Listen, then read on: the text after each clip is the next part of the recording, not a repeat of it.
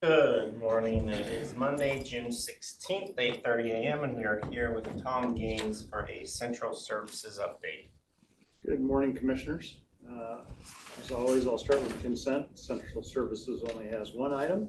Number 11, it's a purchase order for some rack-mounted battery backups for our data center. This is a budgeted quad expense, so it shouldn't be any big deal. This was an expected cost. They do wear out, but that's the only thing that I have for consent, which is kind of nice. I don't have any walk-ons, right? I know, I don't have anything. So, Must have been on vacation last week. no, I don't know if it was a vacation. So it's a great segue. So I had a leave slip for vacation from last Wednesday to Friday, and I ended up being here almost all day Wednesday. So instead of amending the slip with Juneteenth coming up, I won't put in a slip for this Friday, and it's just kind of a wash if that's okay with the board. Makes sense. So I'm going to talk budgets today, but before I get into the budgets, Sage and Son, chief for a day, went off without any issues. We didn't hear about anything bad that happened. Our new maintenance 4 started today, so Kevin is back up at full speed in maintenance. Chris Turner's coming to meet with me at 10 o'clock today to discuss issues at the fairgrounds, and I'll talk more about it with the board after I get more information from him. I know that we're down a gator. Lori broke the shifter on her gator, so that thing's out of commission. Vanessa met with Mandy on Friday to practice an AP batch in Tyler. There's quite a few red flags. It was a good and a productive meeting. Mandy left with a lot of notes on things that Vanessa noticed. Mandy was also, my understanding, working with others kind of doing the same thing. So hopefully they all provided good feedback. The scary thing, and the thing maybe I missed it, and Vanessa thinks like maybe she missed it too, is that we're going live with accounts payable on July 1st in 2 weeks. So it's we're going to be utilizing Tyler to pay all the county's bills. I'm hoping for a little bit more communication on that from accounting and that all the red flags disappeared. It seems that we thought that we'd be able to use GP as a backup and kind of do dual batches for a while, and that's not the case. GP is just July 1. It's one's cut off and one starts. So just hopefully, I know that Mandy had a lot of notes, and I think that they were working a lot or working pretty hard. So I was going to touch base with her this week and see. Vanessa was really concerned about our capital budgets. None of the codes were correct inside Tyler. So what I'm afraid of is getting a jumbled up financial mess, right? Vanessa is going to continue to track everything in QuickBooks like we've been doing, so we'll have a reliable backup. But hopefully, I'm sure that the stress level in accounting is about up to here right now, because of this going live. No, Yeah. Some of the account numbers, they don't go. Yeah. I mean, they're within their system, but they don't show us, but the accounting has them. Yeah. We're kind of a deeper dive. Well, I don't know. but they weren't showing up for Vanessa Okay. to be attributed to a specific capital project, and we have a lot. So, and I know that Public Works probably has a ton of separate capital project funds too. So, but hopefully I say they probably do. Yeah. that all goes well. I did reach out to the owners of the taco stand. They have provided me with their financials. I'm going to meet with Leidig and discuss a few ideas to try and reduce that cost. Ultimately, we may need to have them closed. We expect to know this week if the DOT is going to go forward with the complete closure of 282. They had our traffic engineer running traffic models of semis on different corners at the different routes. And they wanted us to change one thing and have semis go a certain way if it was a semi of a certain length. But in talking to a few people around here, they don't seem to think that we have the really long, some of these semis are like with the extra trailer on the back, like a third trailer or something like that. But I don't think we really get those here in Ephrata. No. So, anyway, they're hammering out those last details. And then this week, the DOT should be giving us a final go-ahead, and then we'll start getting preemptive signage of the reader boards, the electronic reader boards on State Route 282 and by the Dodson roundabout on that Washington Way and some other areas. We also have to have Selland Construction grade out and add some gravel to the temporary access road that's going down the easement that we created down by Peachtree Avenue. So anyway, it's coming. Like I said, the roundabout's out to bid.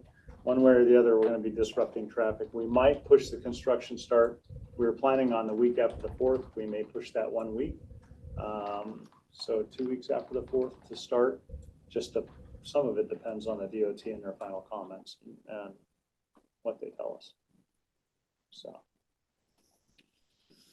Let's see, central services, I'm sitting at 56.5% of my budget for the year. I'm actually tracking very well. My travel is almost capped out, and that's why it's showing a little bit more than 50%. Otherwise, I'm about right where I should be. No surprises. Facilities and maintenance is at 40.3% of their total budget. Some of the highlight, their professional services is right at 50%. Our public utility service is just below 50%. Our repairs and maintenance is right at 50%. And our program maintenance fund for the museum, we've used 10% of that budget this year. I need to look into something though. There's some communication, and this is still in its infancy, but Kevin was doing some kind of work with the museum, and I'm seeing emails go back and forth asking us to send a check, and I'm wondering if the museum's emails have been spoofed.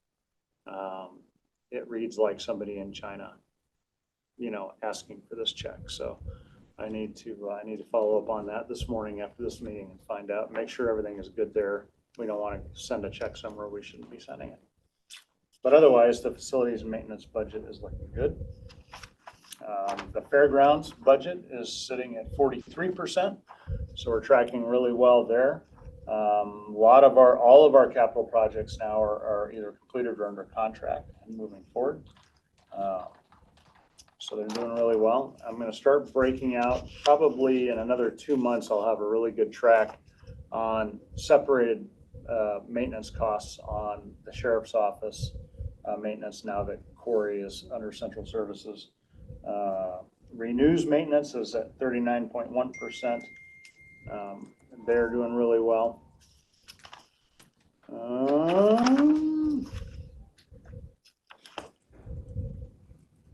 And public works should be at 0. We're at 13.99% because there's a couple outstanding bills out there because they reimburse us. So, but everything is going really well. Budget wise, I don't have any surprises. I don't have anything that makes me think I'm going to need a budget extension for any of the departments at the end of the year.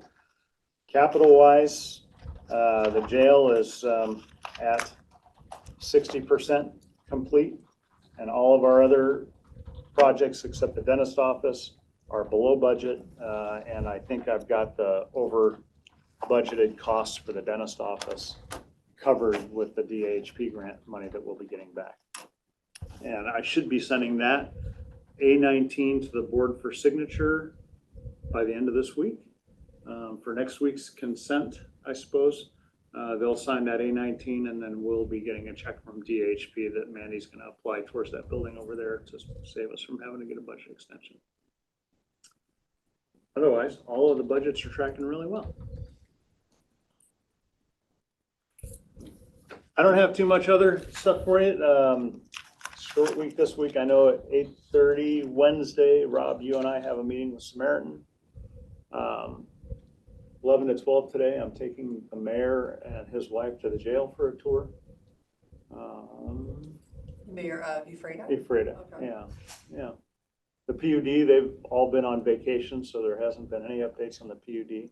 The well gets decommissioned this week, and that's the final piece of the puzzle to complete the short plat. So that'll be done. What else? Everything's pretty much cruising. No issues, no fires. I know Kevin's really happy to have the maintenance force start. So, short update today. Anything for Tom? I can't think of anything right now. All right, Tom, thank you. We'll go into recess until 9 a.m.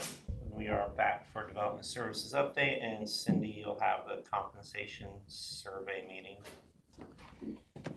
Good morning, it's 9 a.m. and we're here for our Development Services update. We have Nathan, Jim, and Jerry with us today, as well as Barb. Morning. Morning.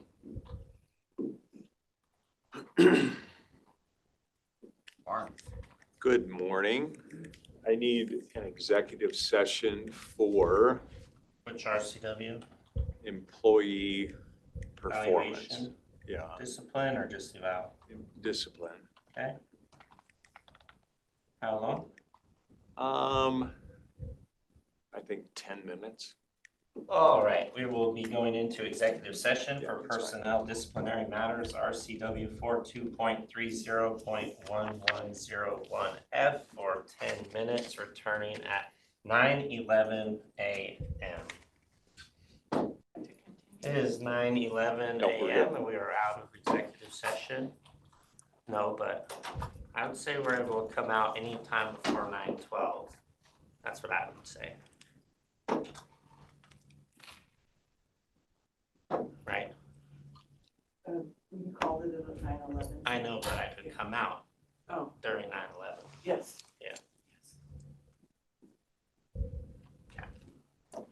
Just confirming with you. Yes.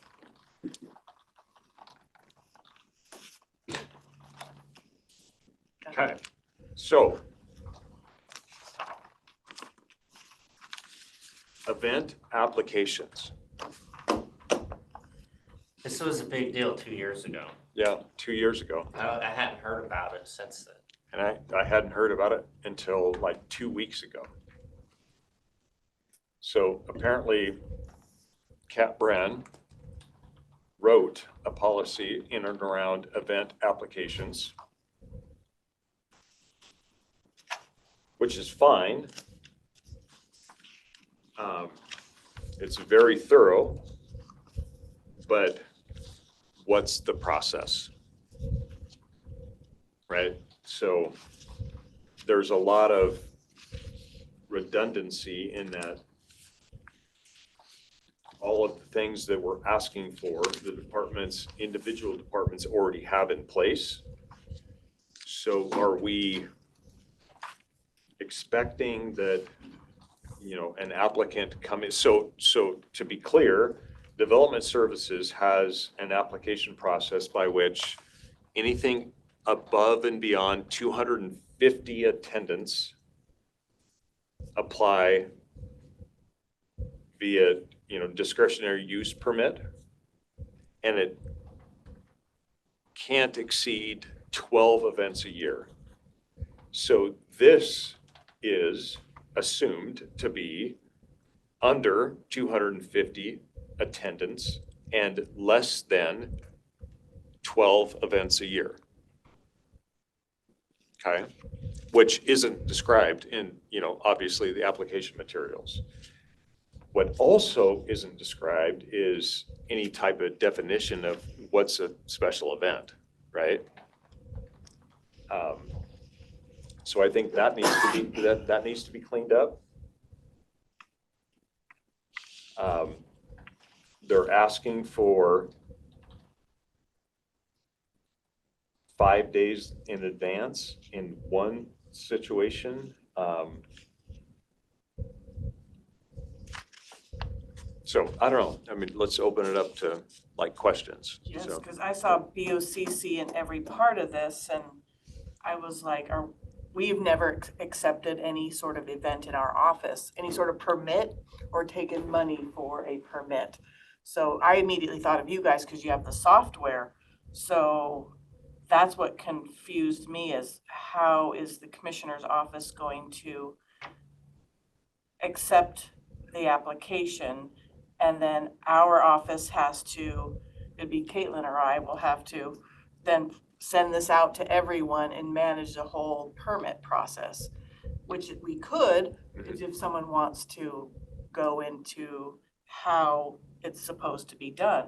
Because then you look at Dave Brenn's email, commissioners receives the completed application and the fee. We scan the event permit, then we send it to everybody. The departments have 5 days in which to respond.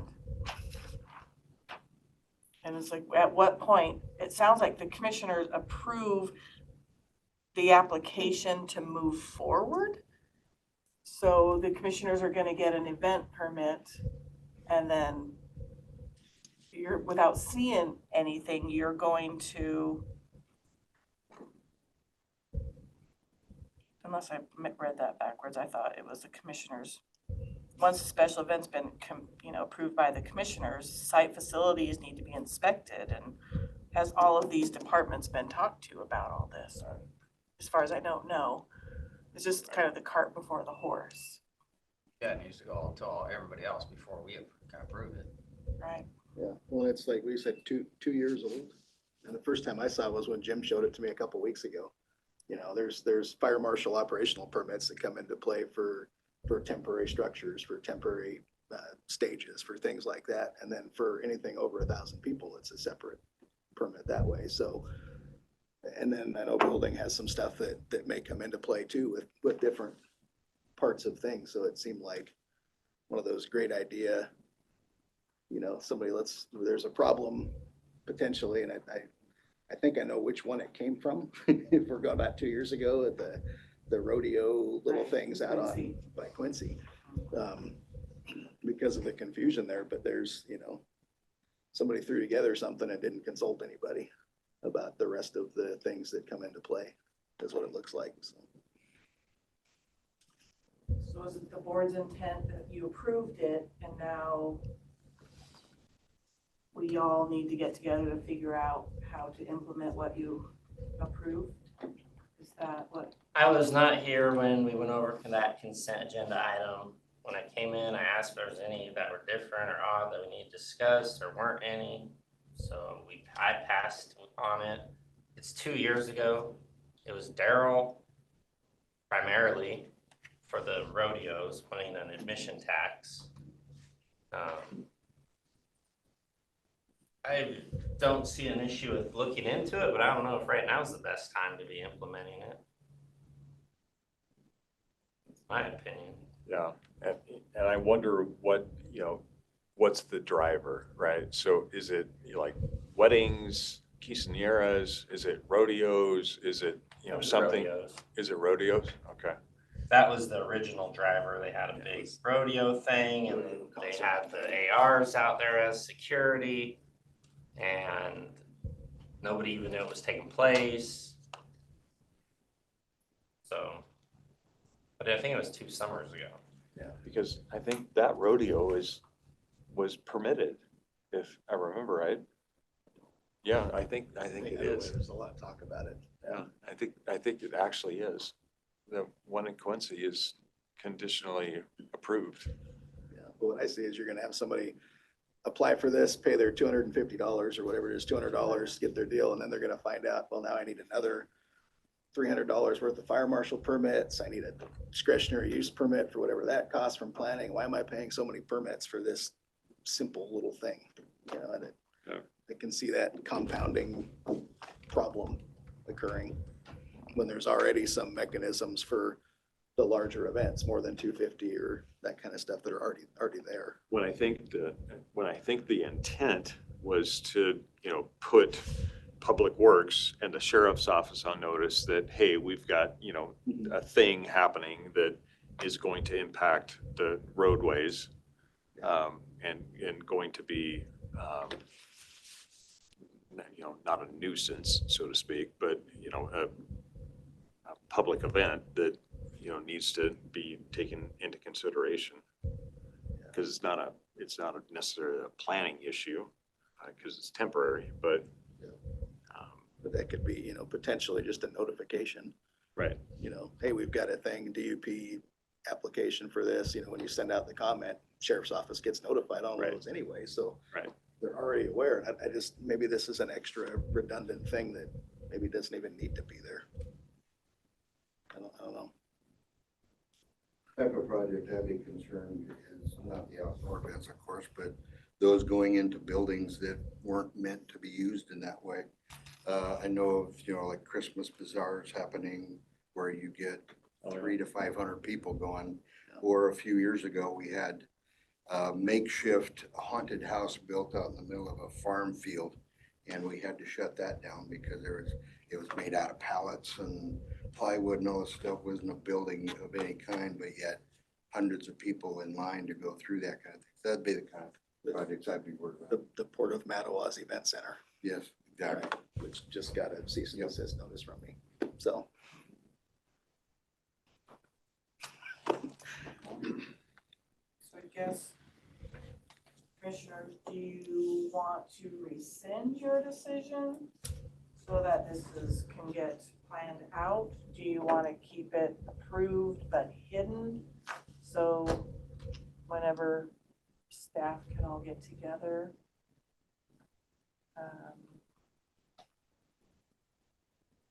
What exactly was approved? I sent you the email. Here's the whole thing. No, I know, but They provided, the whole process was approved on how to move forward with an event. My question is maybe why just is it 2 rescind years it. later? What's that? Why is it 2 years later that we're just now getting? That's a great question. Because it was a Daryl thing. It wasn't really a board thing. The board knew we needed to create a process, but at the time, I think Chris was here. And there's just a lot of things going on, so we didn't do it. They had just, the first year I was here, we removed the permit process because nobody was enforcing any of it. It's always been an issue, there's like special events. And we have a code that allows for, or there's a process for anything over 250 people for 12 events a year. But inside of our code and inside of the Growth Management Act is the conversion of agricultural lands exceeding an acre, right? So, and it's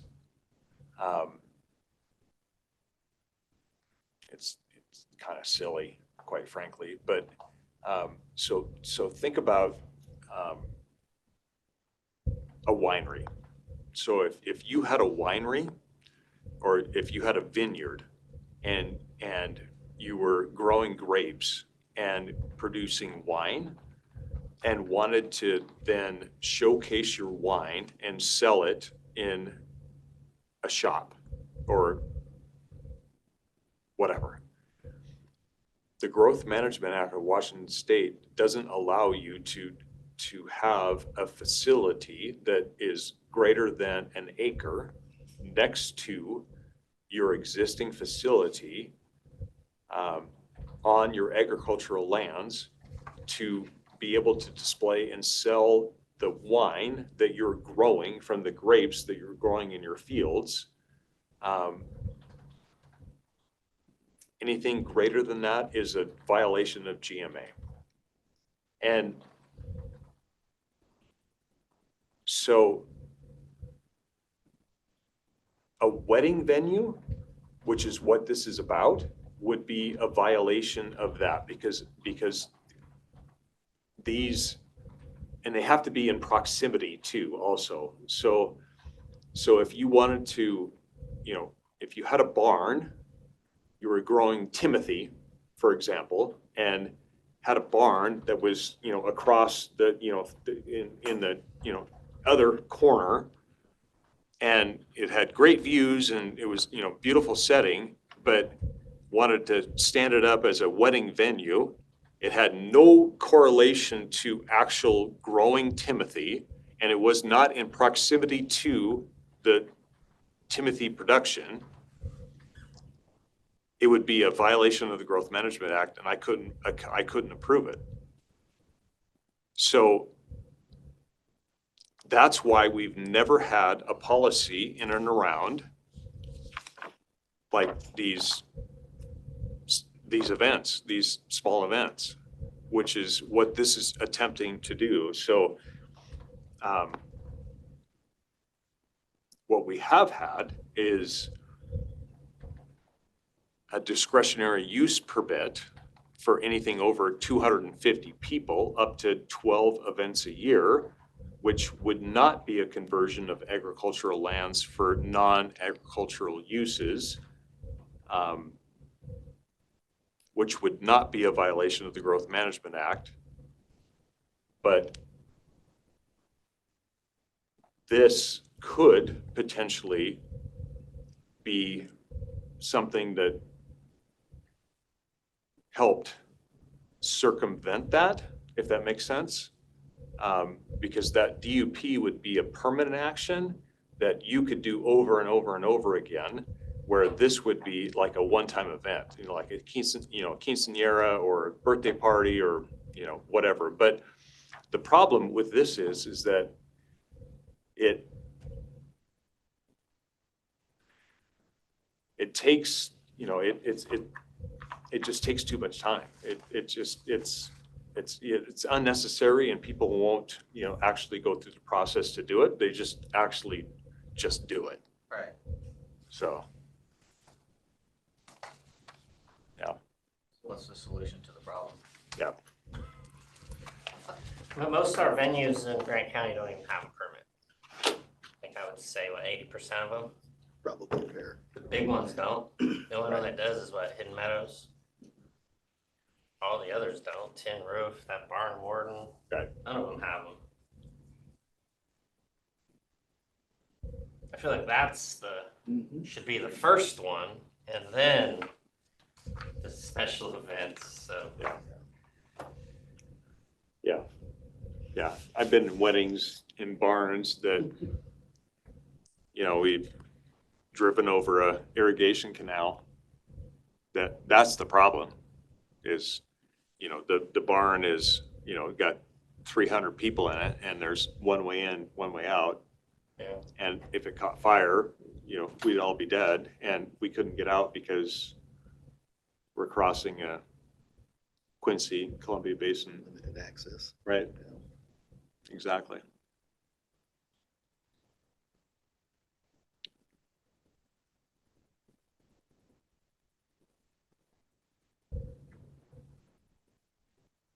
Which is, to your point.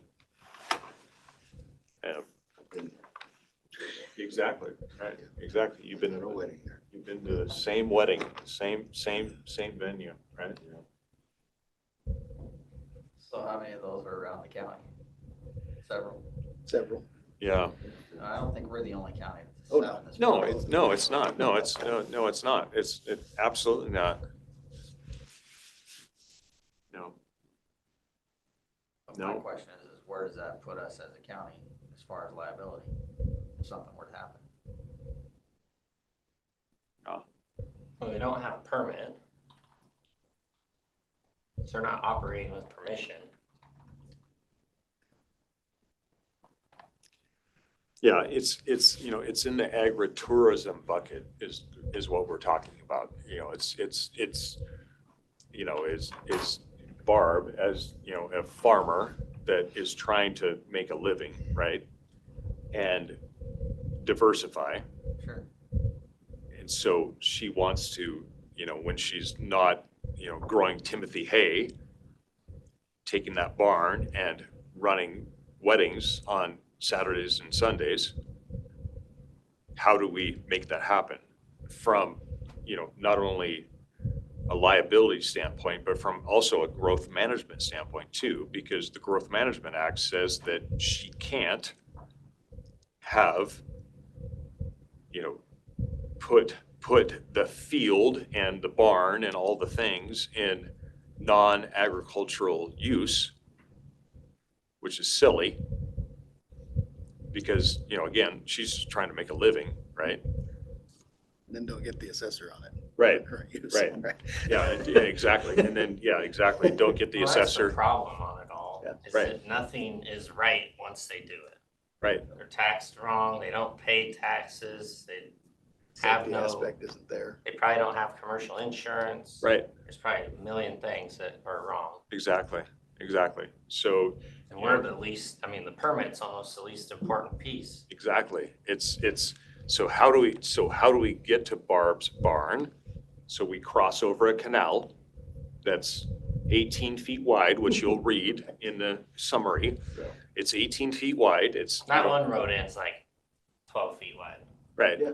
It might be less than that along that hillside down in Yeah. there. right. Right, it has, Well, yeah, I mean, I've catered out there before. And Right. our code enforcement process is complaint driven, right? By the direction, right? So even though we know about it, until somebody complains about it, right, we really can't, But then it address it, falls into so. that, you want no, to support business. no. right, Yeah, it's Yeah. you're one hand or the other, Right. you're screwed. It's a double-edged sword. yeah. And it's a beautiful setting. It's, Oh, they all are. yeah, right.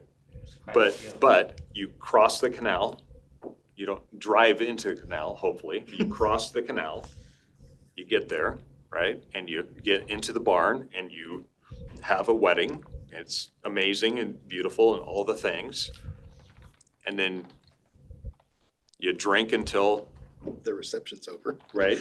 And then you hope, But you don't go in the canal. On the right, way out. right, exactly. You hope you don't drive into the canal, which is the problem. Or you hope that you don't burn up when you're sitting in the wedding, which is the problem, right? So how do we mitigate all of those things? It's not that we're trying to be, like overly, Definitely not trying to be. not trying to be those things, but we're trying to get you there safely. We're trying to host you there safely, and we're trying to get you out of there safely. So how do we do that?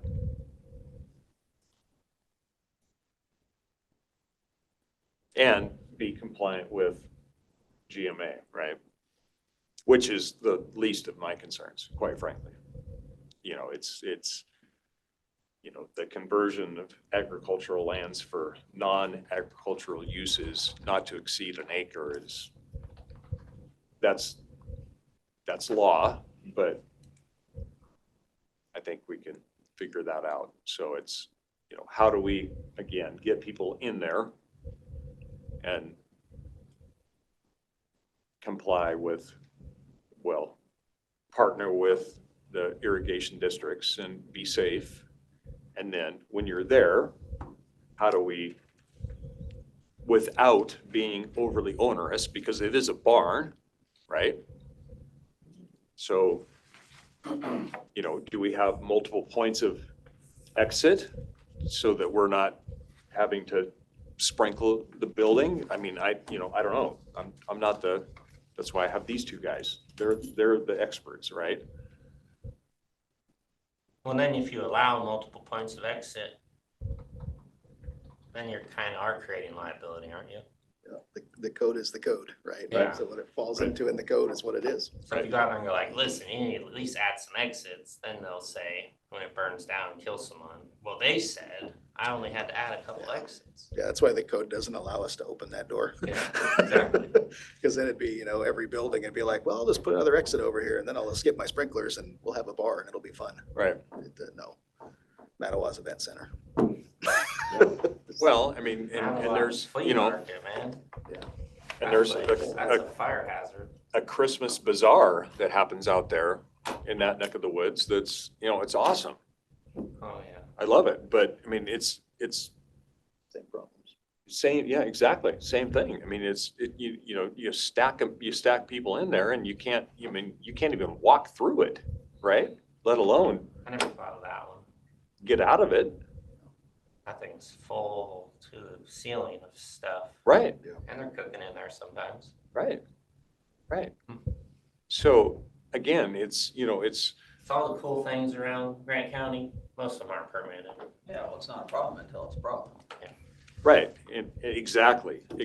It's, it's not that, we're trying to prohibit or, stifle all those things. I mean, people are doing these They're things all operating. So. exactly. They're doing it in support of, what they're doing in addition to, what they've done all year long.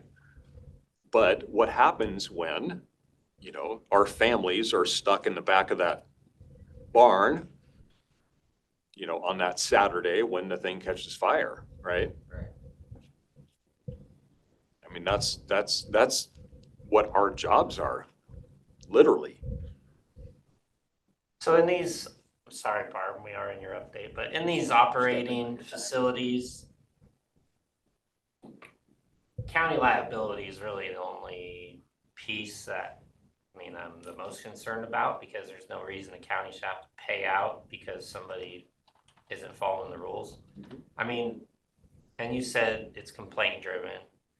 Is there a way to just issue like non-allowed use notices just so that it shows like you're not at all allowing it? Yeah. Or will they say, well, then why didn't you enforce it? That's probably not a legal expert. Well, how are you right? gonna enforce it? You gonna sit at the driveway and be like, oh, sorry, they're open today, you can't be here? Well, I think if you don't enforce it, then that becomes a bigger liability for us because you know what's happening. Yeah. I mean, We know what's happening. It's advertised all over the place. Well, in our, like the Mattawa Event Center, for instance, our foot in the door is they came in and applied for a building permit for a bathroom. Which one is that, the flea market? No, it's the boat storage that they turned into their event center. Oh, yeah. Right, and they came in and said, oh, we need a bathroom for this event center, and you look at the permit record, and we're like, what event center? You have a It's a boat storage. storage building, right? And that's all, well, and so our foot's in the door there to say, you need to bring this into When compliance. it is a port. Yeah, and it's you would think another, they would hit compliance. government entity, which apparently has got some other issues going on from what I read in the I read paper about the other that. day too. So that, previous administration has other problems that they're dealing with, but the current director, brought this up and he's like, we need to fix it. And we're not getting it fixed, so moving through the process, the next step for me was to just say, well, now you're cease and desist. Now you can't use it until you fix it or put it back to a boat storage and, store boats. So that went out 2 weeks ago, so I haven't heard back from them yet, but. You requiring sprinklers in that building, is that what the deal is? Or adjustment of square footage to be underneath that requirement and occupancy, right? They have to meet the code, whichever way they choose to meet it.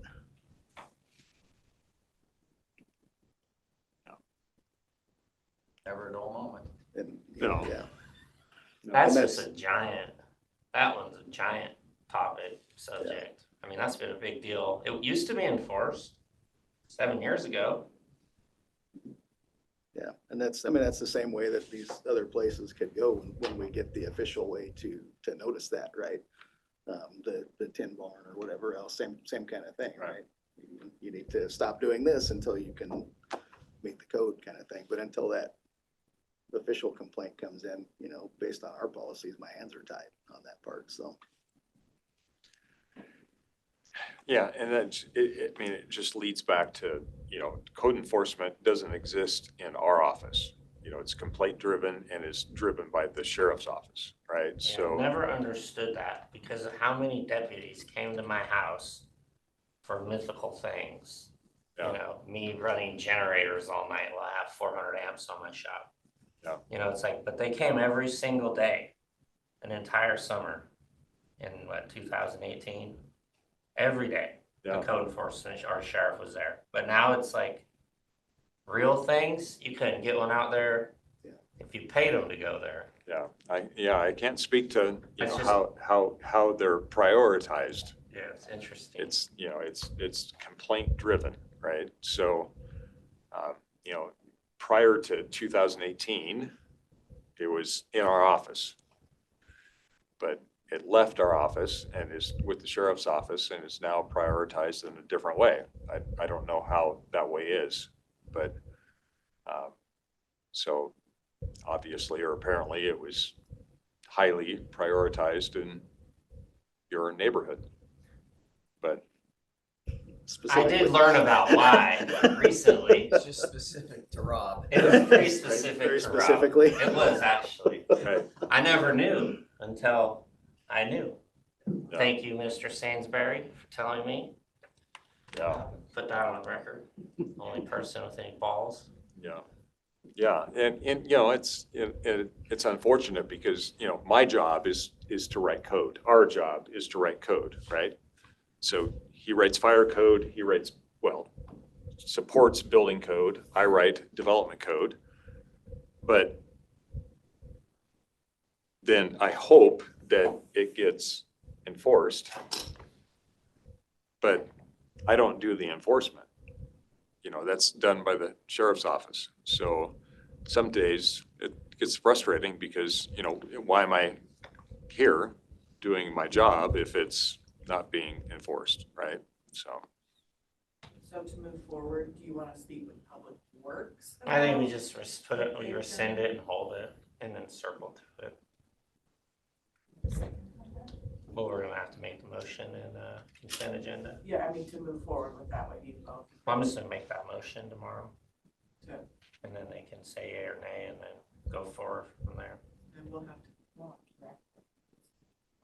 Okay. Just wanted to make sure. I think there's way more work that needs to be done on this. yeah, there's a process that needs to be put in place before somebody walks in and applies and then there's an expectation that, you know, something happens that, The one that's not on the Public Works website yet, correct? Our page. Our page. So I don't know if Catherine Brand. The 60 days, I didn't really love that. The $200, I mean, I get the point of it. You gotta pay for somebody to go out there.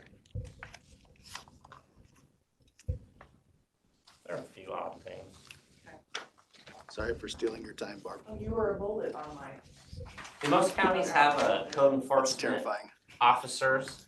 I mean, I guess we kinda do, but it's they're more mixed. like, It's It's mixed. mixed. Yeah, they're it's deputies. mixed. Or we have what, one deputy that does that? Yeah, we have one that's active. We have two technically, but one that's active. But- Some counties have it as a function of their sheriff's office like ours. Some have an independent department. that That's does code almost enforcement. probably better than they handle permitting and stuff like that. Anything else for development services? No, I got enough already this morning, making my head hurt. Sorry. Hey, that's one of the big topics, so that probably needs a good study week on. Yeah. And a plan and just go forward with it, but that's multiple elected offices agreeing and moving forward. We want to support, we just don't know what we're supposed to do. so. Yep. Okay. you. Thank you guys, have a great day. Thank you. All right, it is 9:42 and we will roll into our VOCC update with Barb and Caitlin. Okay, I gave you the pending decision spreadsheets. Since we're short on time, we'll have Caitlin go over one part of that. You guys have a lot of calendar invitations. Barb and I, some discussion with Rob, added it to the commissioner's office update since those emails sometimes get lost.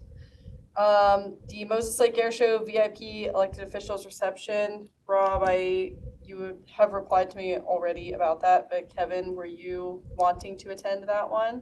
It's on Saturday, June 21st. So this Saturday. Yes.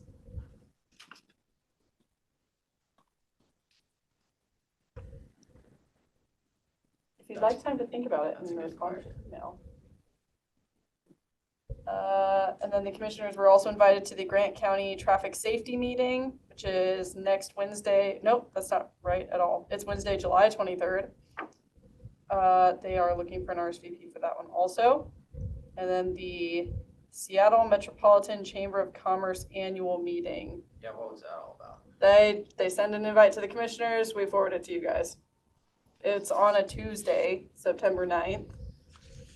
So just letting you guys know that those invitations are in your inbox if you want to attend.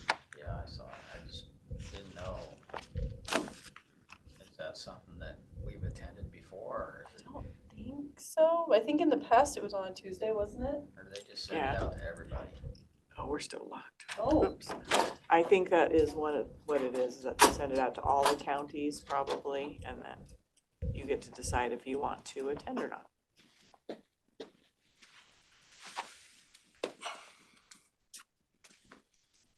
So does this process work good for you, putting it on our agenda for you to decide?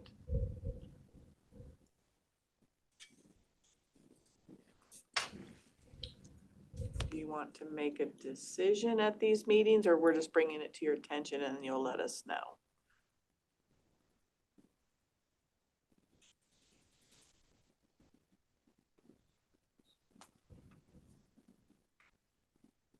I can get you a copy of those from the agenda if you would like to take a look at them.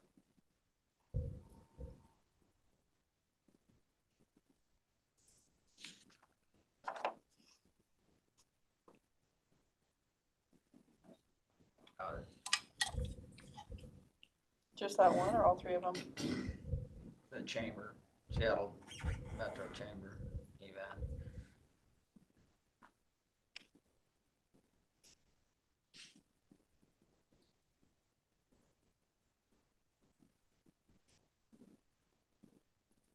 Let me send that to you. Do you have any questions about your upcoming meetings this week? Thursday is a holiday, so the courthouse will be closed.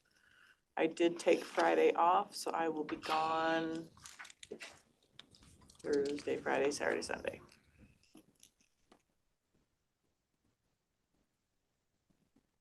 Okay, well, it is Mike's time, so we'll let you be with Mr. Mike. Thank you, Barbara. You bet. You wanna hold on to my paper until tomorrow for the event time? I don't think it's on their site, or if it is, they've buried it very far down where you have to really work to find it. Okay, so that would be a good thing then.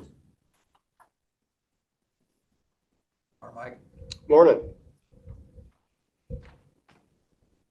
Quick update, not a whole lot going on. I mean, lots of public records requests coming in, some quite lengthy ones that we're trying to work through and get the correct departments involved and things like that. We're going to get together with Development Services. We got a little bit of confusion going on with that department and public records. We found out that they're using their own form for some public records requests. So in talking with legal counsel, we're going to meet with them, go over to their place and meet with them and just make sure we're all on the same page. Make sure they understand that if it truly is being called a public records request, it needs to come to us. If you're just providing documents to a contractor or a subcontractor or something like that you've done business with before. We had this conversation with them early on. Barb and I went over there and met with them. And we wanted them to know that because many of their records, in fact, just about all their records don't require any redacting. There's nothing in their records, building permits and things don't have things that need to be redacted. So we wanted them to know that it's important that the county continues to be able to conduct county business. So if a contractor or someone comes into your counter that you have a working relationship with, that you know, that you're comfortable with, and they're asking for a building permit, let's get that person their building permit and get them on their way. They don't need to go through a 5-day waiting period to get a copy of a building permit. Now, if it's someone that comes in off the street and just wants something and you don't have any previous knowledge of them, no working relationship, don't know who they are, then that might be a candidate that they can point in our direction for a public records request. Well, that message got it's been delivered quite a while ago and it's gotten a little bit muddied over there. So we're going to meet with them again and kind of clear that up a little bit. I think it's going on tomorrow is that twice a year, Elizabeth Kallstrom of the Fresno Police Department organizes a clerical meeting for all public records officers, other clerical employees, and we meet at Timeout Pizza. It's pretty nice. We get the banquet room back there, and we just have several of the topics that we discuss. And so Elizabeth just reached out to me and asked if there's anything I wanted to add to the agenda, and she needs to know by 4 o'clock, so I may do that. But we do that twice a year. It's pretty beneficial. Kind of brings everybody together. We kind of share notes and whatnot, talk shop a little bit. And I have a feeling part of that discussion this time will be the attempt for some of these agencies to switch over to new software and then backing out of that because of the inability of that software to be effective. That's been a big thing with law enforcement right now, is trying to go to this new software. And the sheriff's office is completely backed out of it because it was so ineffective. So anyway, that might be a hot topic at the discussion tomorrow, but I always look forward to that, seeing the people that do kind of similar things to what we do and getting able to share notes with them on that. But other than that, not just kind of going through the public records requests, and there've been some long ones lately, and we're trying to get those to the right departments and get them responded to.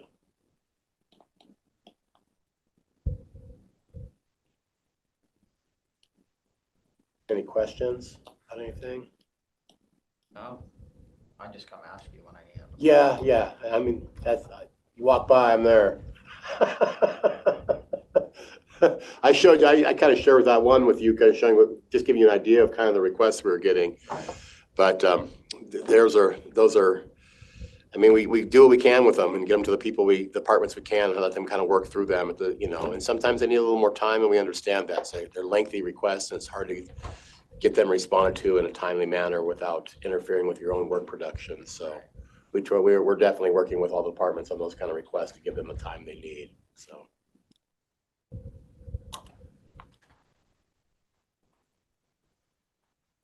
How's everything else going?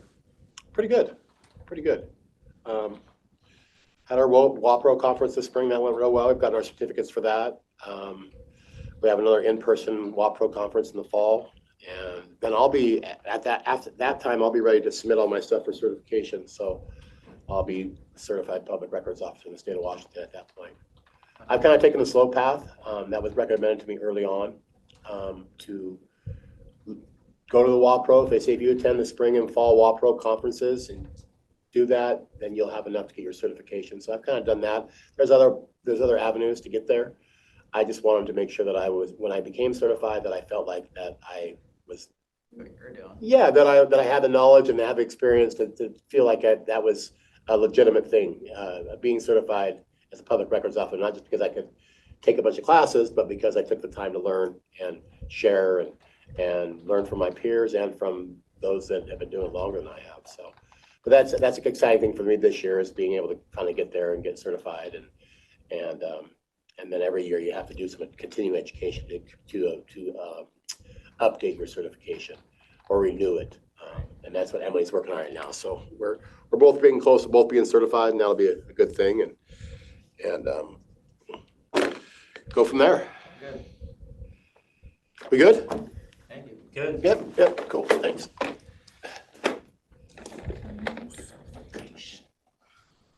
All right, we'll go into a brief recess until 10 a.m. when we are back for an accounting update. Good morning, it is 10 a.m. and we are here for an accounting office update with Mandy Kim. Yeah, so we are 9 days till we're live in Tyler for the financial side. So pretty much from now until then is my majority of my time is going to be prioritizing around Tyler.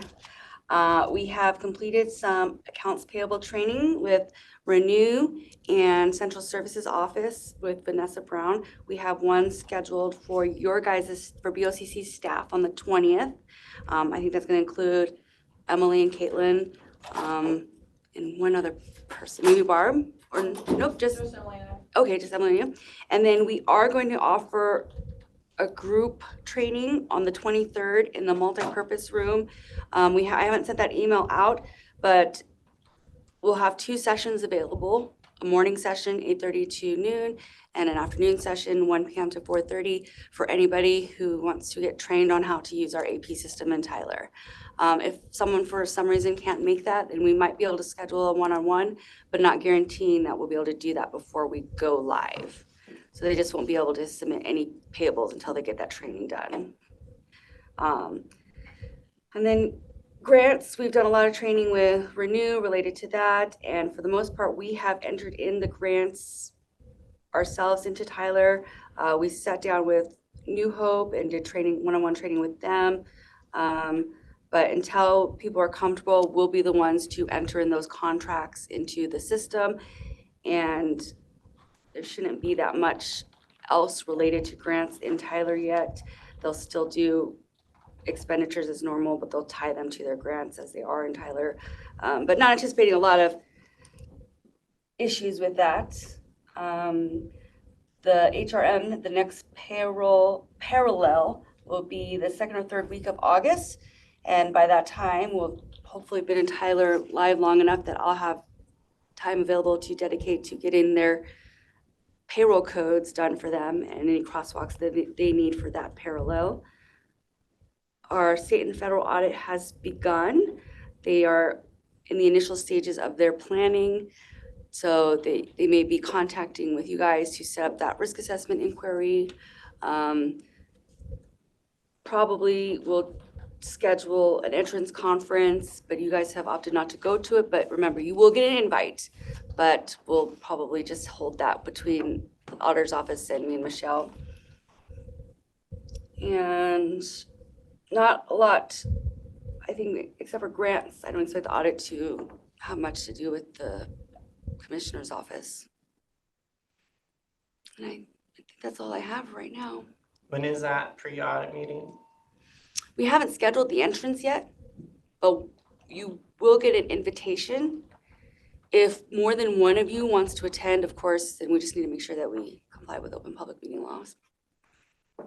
And thank you for working with Carrie. Carrie was aware of, I think she's got all her audits done for her contracts, Nice. the grants, so, which are pretty easy. I think it's just kind of knowing what to do. So thank you for working with her.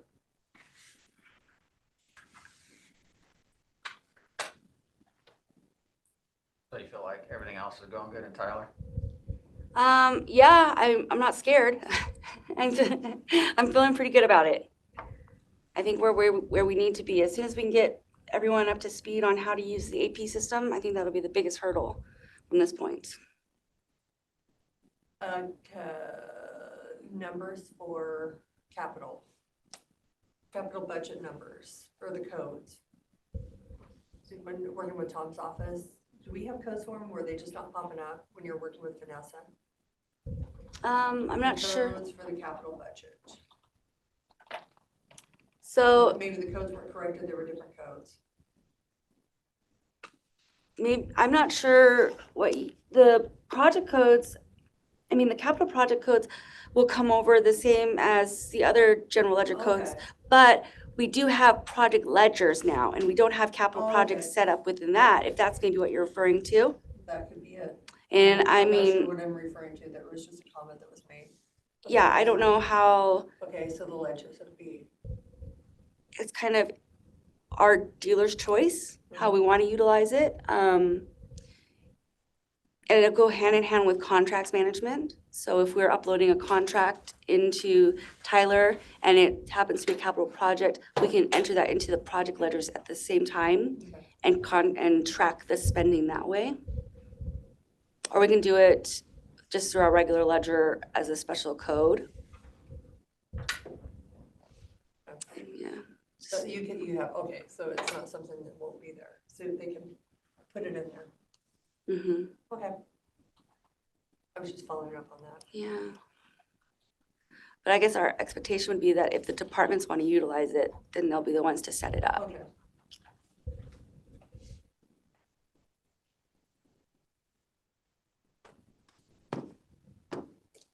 Anything else? Nothing else right now. All right. Thank you, Mandy. Thank We're going to you. recess until 10:15 a.m. All right. Good morning, it's 10:15 a.m. and we are here for a youth services update with Swael Palacios. Hi, Was thank that you. close? Yes, it was. I just wanted for you guys to be aware that we did recently identify an overbilling to the CYF on the amount of $26,457. We really thought that we were gonna get some revenue sharing, that we were gonna be able to just not even worry about that, but we did not get the revenue sharing. So what's gonna happen is that we're just gonna pay DCYF back that money. So you guys are aware. And then I also wanted to ask if we can go to executive session. I do have some updates for I don't know if it's still the disciplinary personnel that I would want to. Rob? You want personnel disciplinary? Yes. How long? for like 10 minutes. All right, we'll be going into executive session for 10 minutes, beginning at 10:16, returning at 10:26 for personnel disciplinary matters, RCW 42.301101F. We are out of executive session. No decisions were made. Do you have any further for your update? No, I think All that's right, it. well then, we will go into recess until 10:30 when we're back with Renew. Good morning, it's 10:30 and we are here with Del Anderson from Renew. Good morning, commissioners. How are you doing? Doing great. How are you? Great, Did you enjoy the Father's Day weekend? amazing weekend. Good. Great weather too. I had enough time with my father, but I did see him. Kevin, Nice. Father's Day weekend? That was good. Dale, did you have a nice Father's Day weekend? Yeah, it was great. Beautiful weather. Enjoyed the lake a little bit. We had a great weekend. Nice. Just a couple of agenda items, so I won't be taking a lot of time this morning. The first is I wanted to update you on the crisis budget. One of the things about being a county department is the county's fiscal year is January through December, but most of the behavioral health contracts that we function under are July 1 through the end of June. And so when we're going through our budgeting process, we're not always aware of what funding is going to look like in the next funding cycle, or if we need to add full-time employees under these contracts. And so I just wanted to let you know that our crisis contract with Carolyn is increased to 3.9 million, and this will begin July 1st. We still need to move through the contract signature phase to have that fully executed. So we'll start that process once we receive it, but we were at least notified for what the funding looks like. And this includes an expansion of our crisis team. This would be an additional 2 designated crisis responders, an additional 2 crisis intervention specialists, an additional 2 crisis peers. And the purpose of that is because the state's been moving to what they call a mobile rapid response system for crisis services. And so they're trying to expand all the different crisis teams across the state so they can meet this mobile outreach and mobile intervention 24 hours a day. Where we've struggled is overnight. It is that we've been covered very well from 7 a.m. to 1 a.m. with our mobile teams. And then we have one DCR that is on call for the whole county, and the DCR is a designated crisis responder. They are on call during that time period. And so what this does is allows us to expand that team to having full coverage 24 hours a day, 7 days a week for a co-response for every single response. So at least 2 people to be able to go out and help in these situations. So it's a great thing for the crisis team. The other thing that's outstanding, I believe, is that we have a co-responder we've placed with Moses Lake Police Department and a co-responder we placed with the Grant County Sheriff's Office. And that's been done between the CV2 public grants that we had as well as ARPA funds. And Carolyn has agreed to pick up the cost of the salaries for the co-responders so that we can have them continually under the crisis program. So we're not worried about losing those positions. And so they were able to add those into our crisis budget as well. We're getting worried because the ARPA funds end in December of 2026.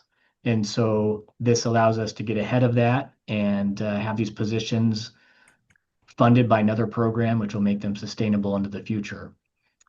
They also have an option for us to add about $380,000 for 3 stabilization staff.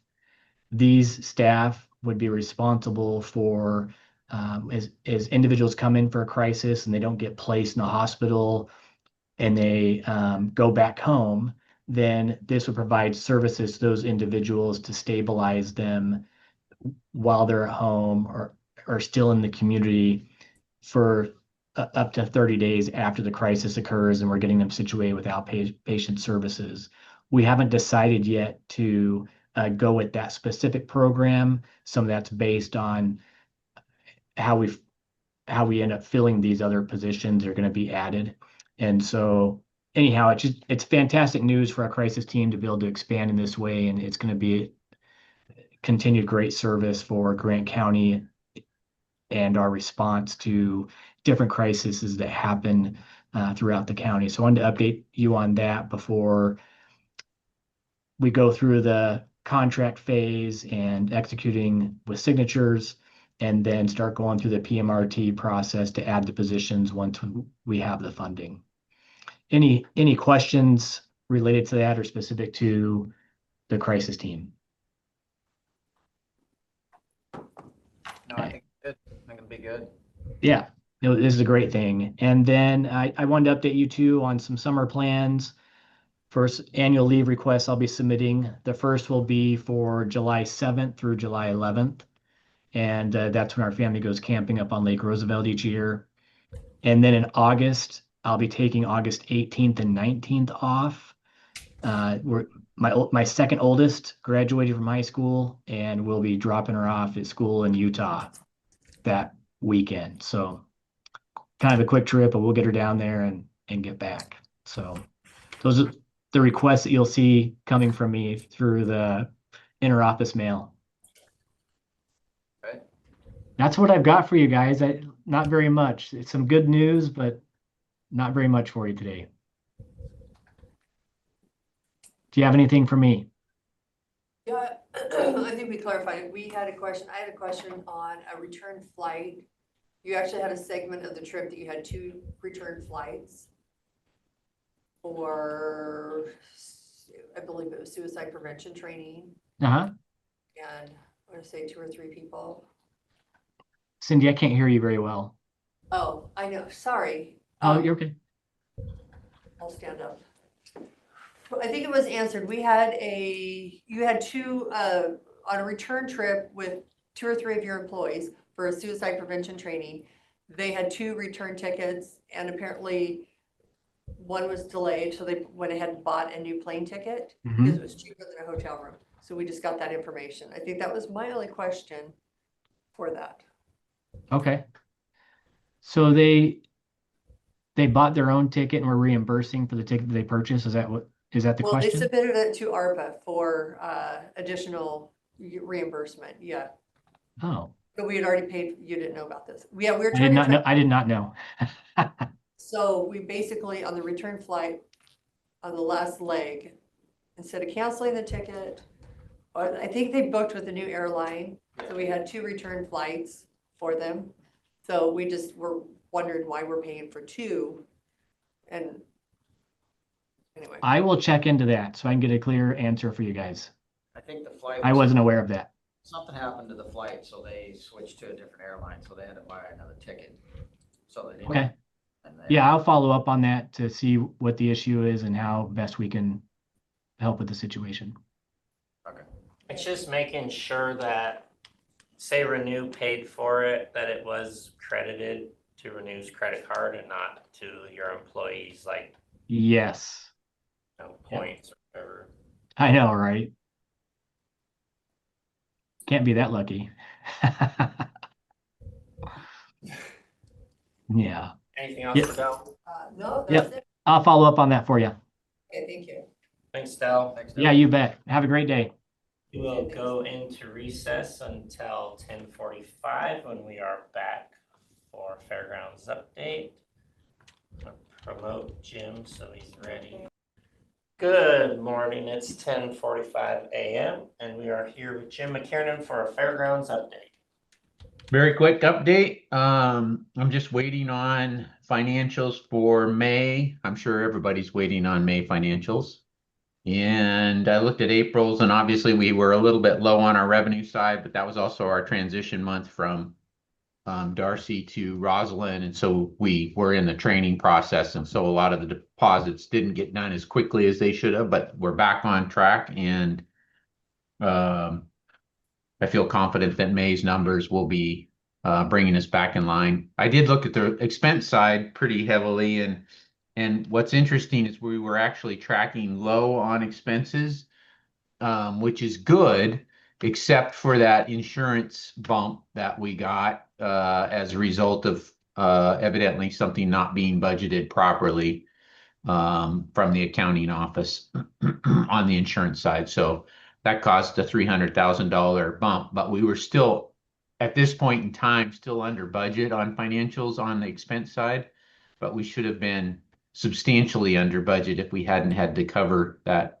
extra insurance cost. So Kevin came out last week and got a little tour of some of the projects we got going on. I think things are going good. We're wrapping up the food booth upgrades.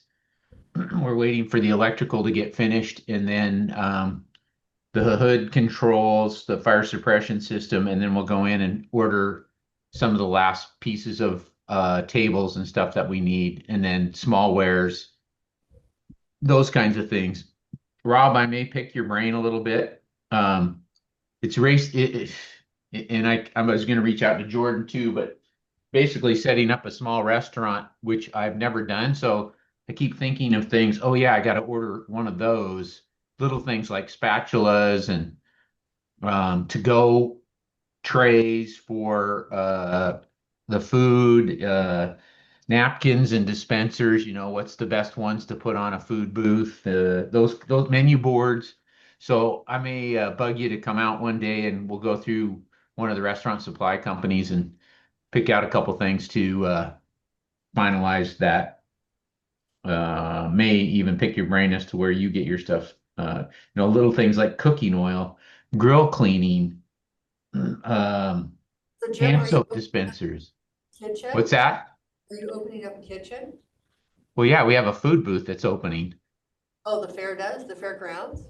Yeah, that's the one you all approved the capital budget for, the remodel of the Azars booth.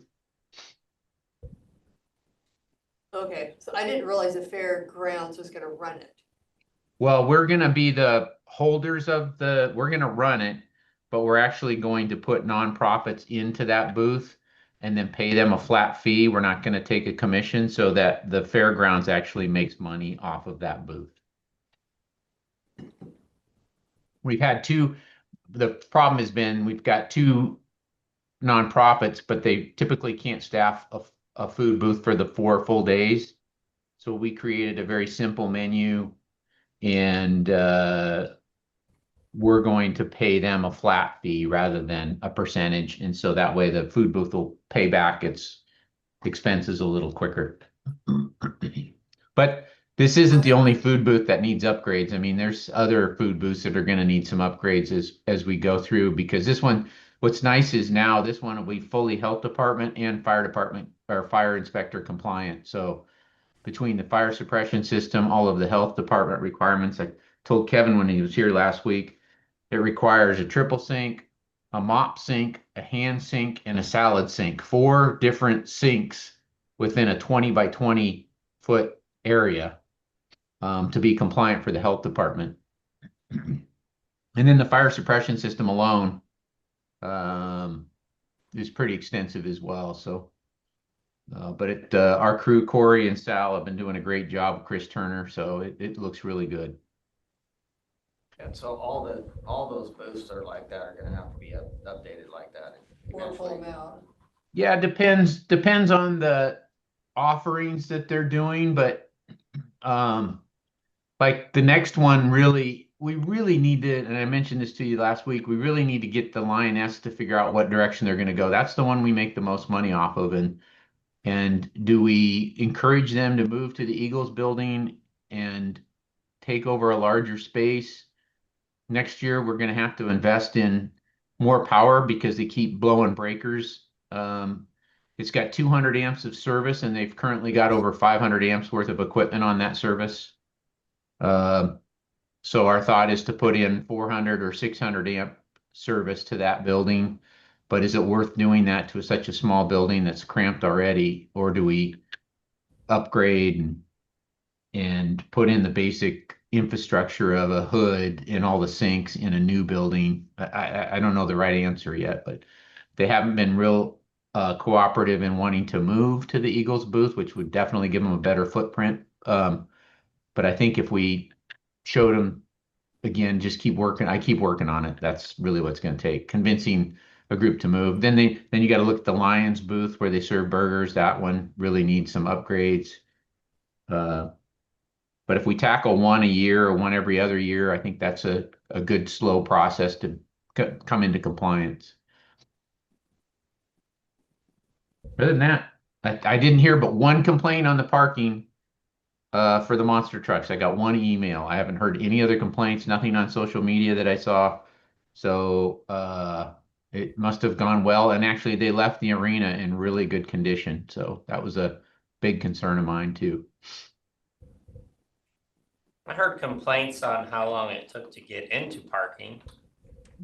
Oh, I can imagine because they had a booth out there, and I think they only had a couple people taking the $15 it was costing. So I'm sure traffic was backed up on Valley. Yeah. Other than that, that's all I have. Oh, I do want to submit. I heard Dell submit his leave. I'm hoping to take July 7th through the 11th off with your approval, which I typically take that week off every year before fair. Before we get into the buckle down of fair. Coming quick. Yeah, it is. Holy cow. I think it's less than, it's 2 months. 2 months. It'll be over 2 months from today. Woohoo! Woohoo! 3 Should be months, 3.5 months, 4 months of work left. Woohoo! All right. Anything else? Nope. Nothing for Thanks, me. Jim. All right. Thank you, Jim. Thank you. We'll recess until 11.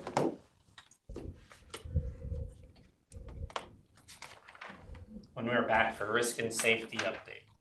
Good morning, it is 11 a.m. and we are here for a risk and safety coordinator update with Blair Cook. Good morning. Just wanted to give you an update on new claims and update on claims. On 6/11, the sheriff's office got a claim for them on a injury to a deputy complaining of a elbow injury from training with the canine. So they received an injury with that. Deputy is doing fine, but they just turned the notice in, so we had it. On 6/10, we received an ADA complaint that I am working on addressing. Have sent a response back to the person, and then I will be doing an investigation on the complaints, and I have 30 days to finish that. So I will be turning that in to the person within the next 30 days and letting them know what I find, my findings. On the 9th, the sheriff's office was subpoenaed for information on the Sunrise Community Facility, which is in Seattle. Any information we have. So the prosecuting office is helping lead that one, working with the sheriff's office on that. On 6/8, Public Works had a claim, 1735, working with the insurance company on that one. So that's with Cowbell Insurance for cyber. So we're doing investigations on that right now as we speak. From that, we'll have some changes on procedures, how to move forward with, no problem, Cindy, address changes with checks. And so we'll be working on addressing that and taking care of it and sending out to all department heads and elected officials going forward. So we've been working with accounting and other departments to not have that happen again. Got some insurance policies for Public Works. The storage tank over at Public Works got that policy. We're working on wrapping up that policy. Just found out that it was coming up on expired and we needed to renew it. So got that sent out. So that was sent out last week. And then the professional liability coverage for the jail, got that one sent back out and renewed. So you'll be seeing that one coming up shortly from the corrections. Professional liability is for the medical staff there, provide coverage for them. we'll be using it for about 6 months-ish until we move over to the new jail and do an RFP for medical services there.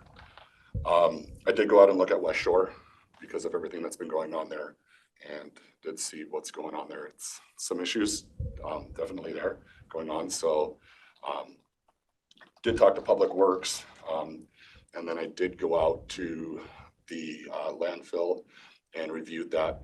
And for how busy it is, it's impressive with what they're doing out there. They're definitely doing a lot out there, and they do a really good job of trying to stay safe for having 200 and just under 300 cars out there on Saturday in a shorter period of time. It's pretty impressive. So they do a really good job out there. I did give you guys a printout from WCRG, Clear Risk Solutions. They are doing a free training day on August 21st. And so I can send that out to different departments if you'd like me to invite them to go to this training. They're gonna have 4 different presenters presenting. One of them will be on replacing liability with credibility. So for employee relations with leaders. Another one will be risk management overview. And then the other one is a situational awareness and professional safety. And then the last one is failure to lead. And that's that West Crago one that I wanted to do for the leaders here when bringing Wes in to do a leadership training for the leaders, elected officials here at Grant County. So this will be a free training day, so anybody that wants to go to it, but it is in Ellensburg, so they'll have to go to Ellensburg for that training. But it is free otherwise. So that is what I have. I'm working with the Sheriff's Department on another policy right now as we speak, working with Lexipol and the website review this week as well. So it's going to be a busy week with one day gone on Thursday. So is there anything you guys are needing from me or wanting me to do?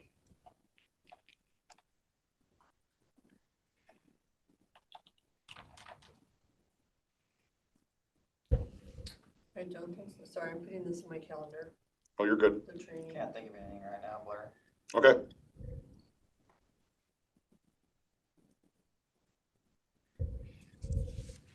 I can send you guys the link to sign up for this training. Okay. So I'll forward it to the 3 of you so you can have the link for that. Looks really good. Yeah. No, it should be a really good training. I look forward to going to it. Nothing else for Blair? Nope. All right. Then we will go into recess until 11:15 when we're back for Treasurer's Office update. I thought we canceled it. It is 11:17 a.m. and we believe that this meeting is canceled for the Treasurer's Office update. We will return at 11:30 a.m. for our Assessor's Office update. Good morning, it's 11:30 a.m. and we are here for Assessor's Office update with Melissa McKnight. Hello, welcome. Hello. How's it going? As of this morning, I am finally fully staffed. Sweet. One office. It's been years.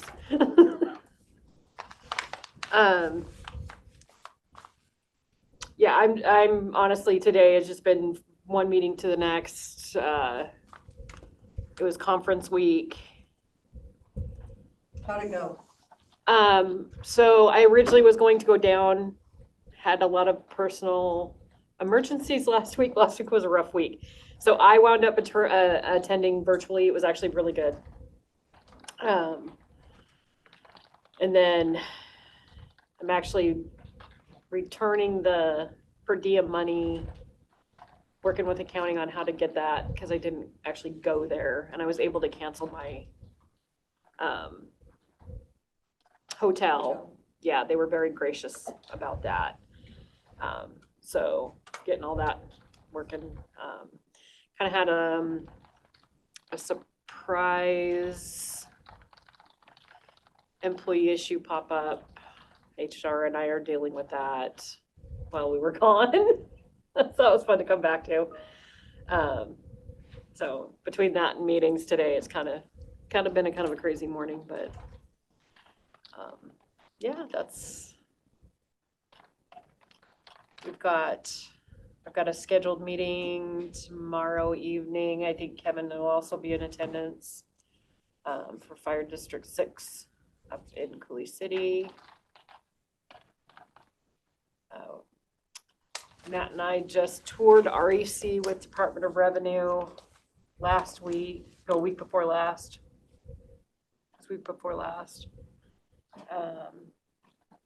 Talked to them about what their plans were moving forward. They don't plan on decommissioning it, so I think they're just on kind of being a pattern hold of wait and see and kind of hoping. Hoping somebody comes along with some money to help bail them out. Or see if they can start some types of production, silane production, depending on how things pan out over at the port. They're just gonna just hold on to things. We'll be meeting with Intergate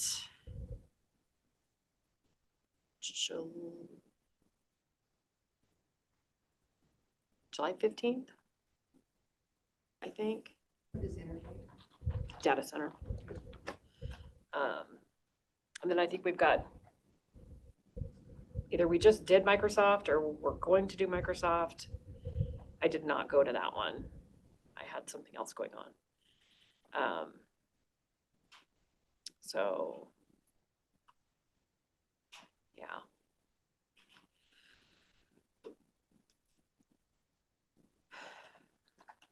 That's all I got. Nothing else fun? Lots of fun stuff.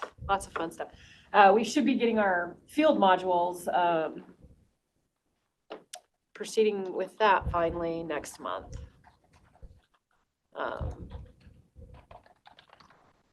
Was the last email I got last week. Are you guys able to do most of your work out in the field now? No, that's what we're talking about we're still pad and paper. We're still one step above the chiseling it out on a rock tablet. Yeah. Gotcha. Yeah. So when we signed up with PAX, because the field module never worked with T2, there's companies still fighting over that. A lot of them just wanted their money back. All the PAX County has the field modules. Well, I'm a Marshall Swift County. A lot of those guys have to make their own cost tables,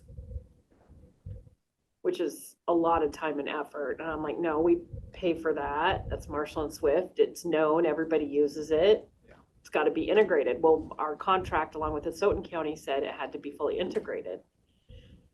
And it wasn't. And we're like, well, you better make it or we'll probably file a class action lawsuit against you. This is just because we had a contract and this is why we purchased this. They're making it work for us, which helps out a lot of other counties, but we had to stand our ground, and so we did that. And how much longer is it going to take them? Next, we should have a product start rolling out next month. So now, because that will save us a lot of time out in the field to be able to enter instead of having to write it down, check. Complete too. Yeah, and then the iPads, they'll just take the picture with the iPad, hit the button, it downloads it. And then once they come in, it uploads it to the cloud into the system. And then it's in a holding pattern until Matt and I go in and we review the work. And if we okay the work, it'll get pushed into PAX. If not, and we send it back to the appraiser with our questions, what about this, and this? They fix it, and then it comes back to us for approval. So we have nothing will fall through the cracks or anything like that. So for management, for quality is very nice. gonna make Matt and I very happy. So, no, we're really excited for that. We're currently working on the new, picking up new construction, which is going very well. We're on schedule. So. Yep.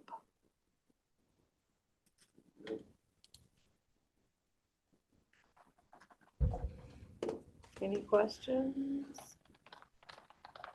No? Fun tomorrow night, huh? Yeah. I got an email from Bob.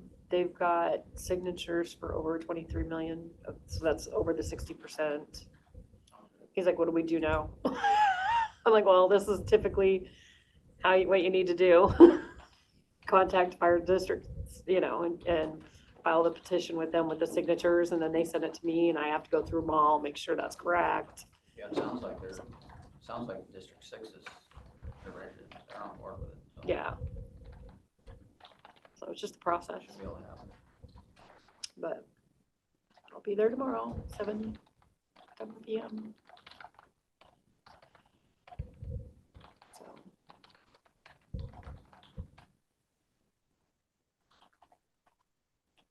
Well then, hearing no other comments, we will go into recess. All right.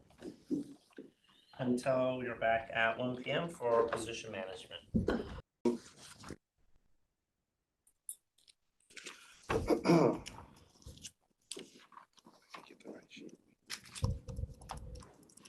There we go. Okay, Public Works is in need of a development review engineer, and the department is currently understaffed and is in need of further support due to increased demand of the permitting done in conjunctions with the planning department. This position will report to the county planning director on site, but will be under the direction of the county road engineer. And we've run comps, and they support a proposed band 14.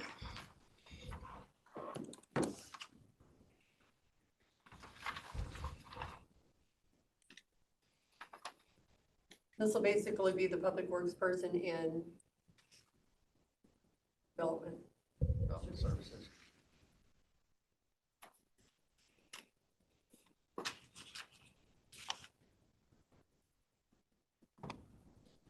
I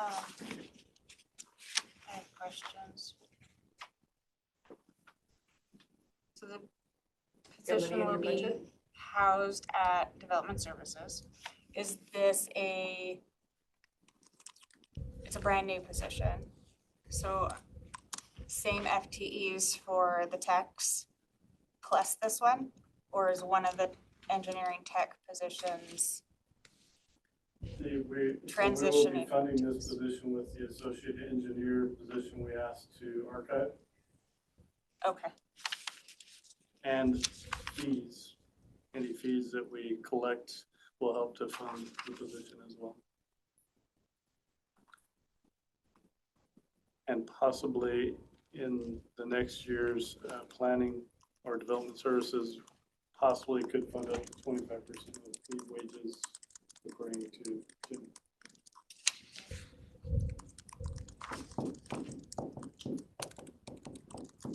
What was the archived position?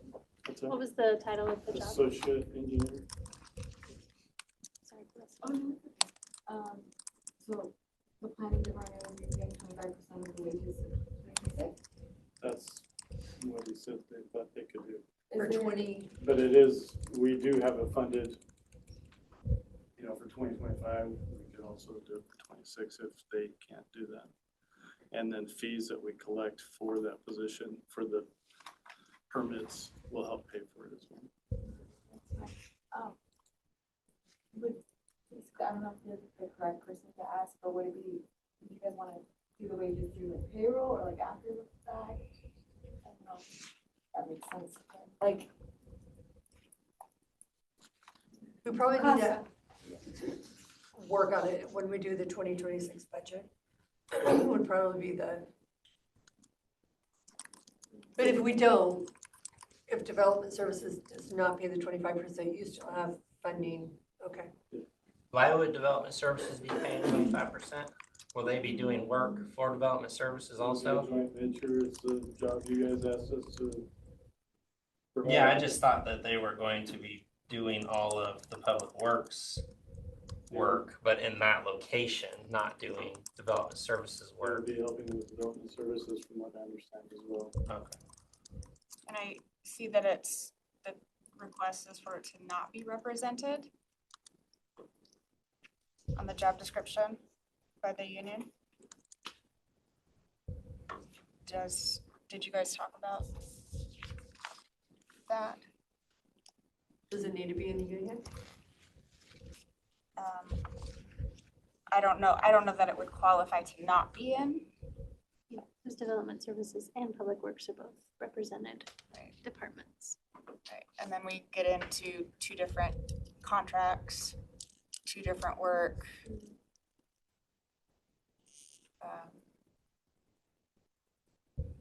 And I don't know how we would, I guess I don't understand what the position would be doing that wouldn't be union work, because it's union work up at Public Works. And it's not a manage, and I'm just asking questions, I don't know, it's not a manager position. Anybody we can have a union, I'm all for, so I'll put on represented anytime they get it. So if you feel like it needs to be represented, represent. So do we reach out to the union and ask them?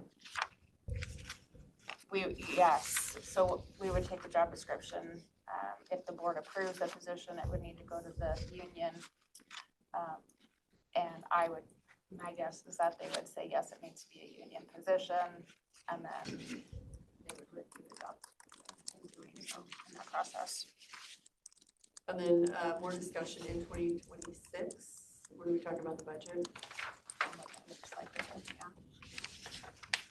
And I would anticipate for ease is in 2026 that the position would remain under the Public Works contract if it does become a union position, and then it would get billed out, that 25% would get billed to development services to pay that percent after the payroll. Because then you're not running split payrolls. Okay. But yes, we'll determine that, do that more at budget time. Okay. I had another question.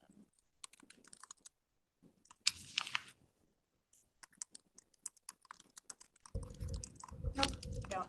That was my questions. So we just need to remember to bring this, put it in the budget for, when we do our budget meetings, if we move forward on this. Oh, I did have one other question, and Jim is good supervising and Yeah, he day-to-day. reviewed, he's reviewed and Oh, okay. looked at the job description. Great. As it is, and so did our past county engineer, present engineer, whatever he is. Okay. So for the 2025 budget, if 25% comes out of it, comes out of planning to fund this, even if there's revenue coming in to support it, we might still have to do a budget extension. Okay, I don't think we're It's not talking, 25. it'll be 2026. Okay. When we have our budget meetings It's fully funded. at the end of this year. Oh, 101? Okay. I just want to make sure that we remembered, if we move forward on this, to do the split in And 2026. if he's able to do that. Same thing, we still might require a budget extension based on this.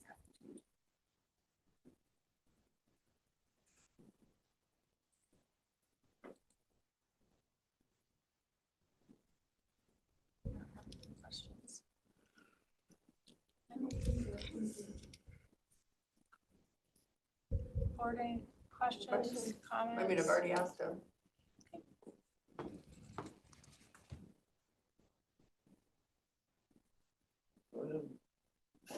Commissioner I can tell Jones? you're holding something back. Yep, pretty. I don't know. Better got a really good hand of cards that he doesn't want us to know about. What are your thoughts? Or is your lunch not agreeing with? Should I quote that? Could be his lunch. HMM. You want to talk about it tomorrow? Okay. You're gonna follow up about whether or not should be moving to though? Okay. I recognize the sound. Okay. She No other, kind of A&W root there. no other questions on this one. We'll go to the next.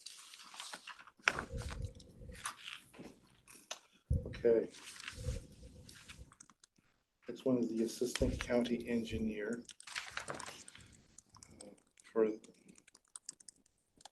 For this position, we have removed the supervisory requirements and lowered the pay band to 18. This position is needed to vacate the associate engineer position. The current employee that has the title of assistant county, current employee is doing assistant county engineer work. And the current subordinates will be transferred to the road operations and maintenance manager. Okay, so typically we freeze. We don't always reduce. Is it the same person or that employee left and now we have a new person coming on board? It's the same person. Well, we didn't have an assistant county engineer, and we haven't been able to fill that for a year and a half. We haven't actively recruited for it for a while, but Okay. in the time we never could. And so has this person been acting as a supervisor? No, I have been taking on that role. I like that part. What does that statement mean, this position is needed to vacate the assistant engineer position? The associate engineer position wasn't needed. Oh, associate engineer. And that's one that we're archiving for the development review engineer. I see. Okay, so we're getting rid of the associate engineer position.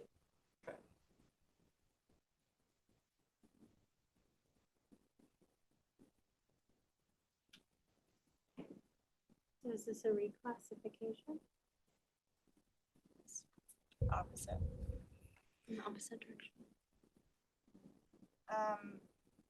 Now, the board had discussed at times having this position have a PE. Does that need to be discussed? I guess I get a little lost because I don't understand, other than a title change, why it would matter to go from associate engineer to assistant engineer. I guess that's where I get kind of lost.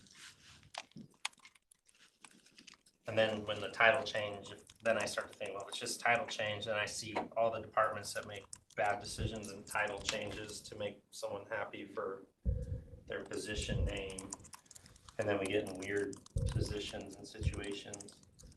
So I can only speak to what our engineers told us about the associate engineer position, and that we do need the assistant county engineer. I don't have any back insight to the reasoning. We obviously don't have a county engineer with a PE. I don't think adding a PE to this, we can't get one to apply for the engineer position. We're not gonna get one to apply for less money. Even at a 20, if you leave it at a 20, they're not gonna apply for that either. So they would apply for the open county engineer job.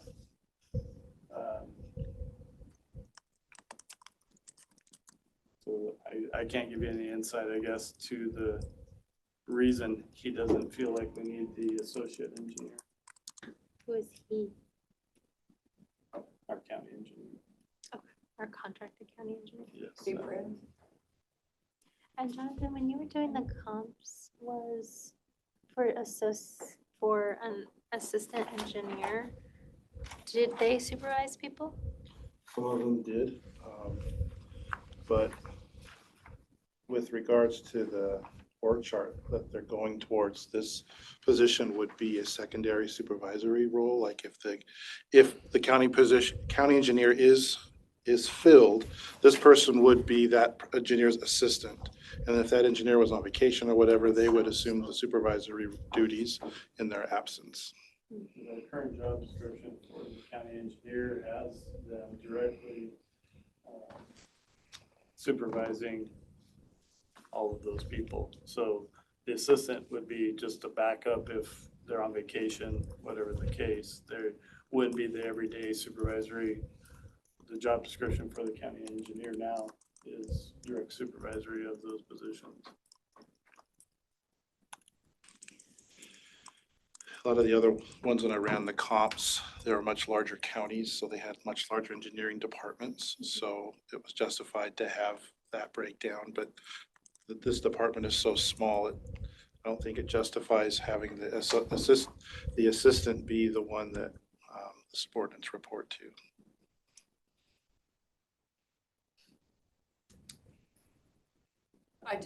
Without knowing, I just have a hard time taking an employee who's in that position and then if they haven't really been supervising and then lowering their band $5, is there $5 an hour? I don't know what it is. Oh, yeah, from $48 to $53. But you're lowering it because you're also having a lower standard. Less responsibility, that's for sure. She's currently, the person Well, in the, before it doing was the preferred. position is doing it out of class, getting paid out of class, correct? So holds the associate position. So that person is getting paid more out of class and would get, so this wage for this position would be that same amount without the supervisory piece, which is why it's being reduced. But we The have only thing we're taking away is the supervisory. Nothing else is changing as far as responsibilities to the job. In fact, I'm not positive, I thought we added. Yeah, we're undoing kind of what, so Andy was originally intended to have this position, so it was added in the job description, the things that he would be doing, like supervising the bridges, and signs and things like that. So we're kind of undoing what was done, which probably shouldn't have been done. So kind of creating the position for the person. So we're kind of undoing what was done last year and putting it back to where it ought to be, where it's a position for the position and not the person. Okay, I'm just, again, worried that we hired a person for a position, they've been in it, and then we're gonna, We didn't hire them. Didn't hire them. for that position, they were put in that position. She's doing she's doing the work of the position, getting paid out of class, but she has her own position as the associate. So she's the associate engineer getting paid a band 18 No, she's getting paid about 20 right now because that's what's paid. for out of class. Okay, hang on. We're not there yet. So we hired somebody to be an associate engineer who's getting paid, her base wage is a band 18. But because the department hasn't been able to fill the assistant county engineer position, they're paying her out of class at band 20. So what Decorah is saying that her rate will stay the same. She just will no longer be getting the out of class pay. Well, no, her rate would go from the It's 20 going to down $5 18. an hour, this is what worries me. We're not But freezing her it. original band is what? 18. Oh, no. She is being paid a 14 as an associate engineer. Okay, 14 associate. She is getting paid 20 out of class. We're Right. asking for 18. So she's getting paid 6 bands higher right now out of class. Right. She still isn't supervising anybody, I am, but she's getting paid the 20. She would be an 18, but no supervisory in there at all. And is she the one that you guys would actively recruit for? We would just open it 5 days internal. She's the only one that would be qualified to do it. So either way, she's gonna get an increase. Because Yeah. she's getting paid at 14. So she applied, she get. Okay, and I guess that's what I'm after, because it looks like this person is, it's a little, I don't know the situation, but it's, okay, at a 20, they would go from an 18, lose $5 an hour. If we hired them at a 20, but we've just bumped them up for a little bit. We haven't had an engineer. So it still will be an increase. They're at 14, it'll be an increase to 18. Okay, I was thinking they were at 20, so thank you. I just didn't want to have somebody apply and go, thanks for the job. And I'm assuming she's aware of We this. changed our mind. Very much so, yeah. Yeah, we're gonna cut She, you back $5. she would like now. the supervisor, she gets to pick the few people that she supervises, not the whole group. So no, it doesn't work that way, you gotta take them all or none, so. Okay, that makes sense. Okay, thank you for explaining. I have a few questions. Since the group is still in, the reading and supervisor, yeah, to not exempt for this.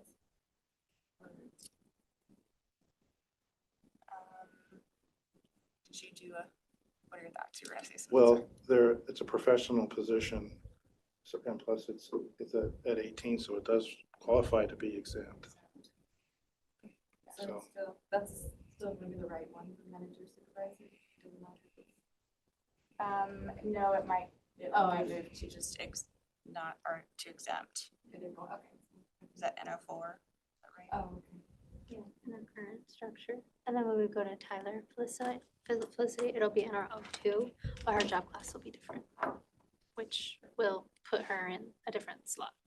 Does that make sense? Yeah. Okay. Thank you. Okay, and then the proposed start date, I'm guessing it should be the next, yeah, not backwards. Go pull that. Good. Yeah. Okay, cool. Okay, yeah, I'm good, thank you. Mandy?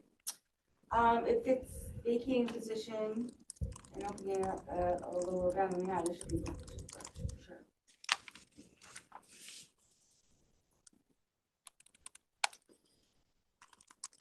Commissioners, any other questions, comments?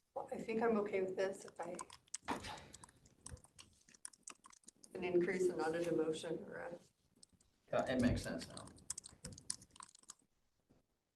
I'm fully understanding. And they're fully aware of it as well. Okay.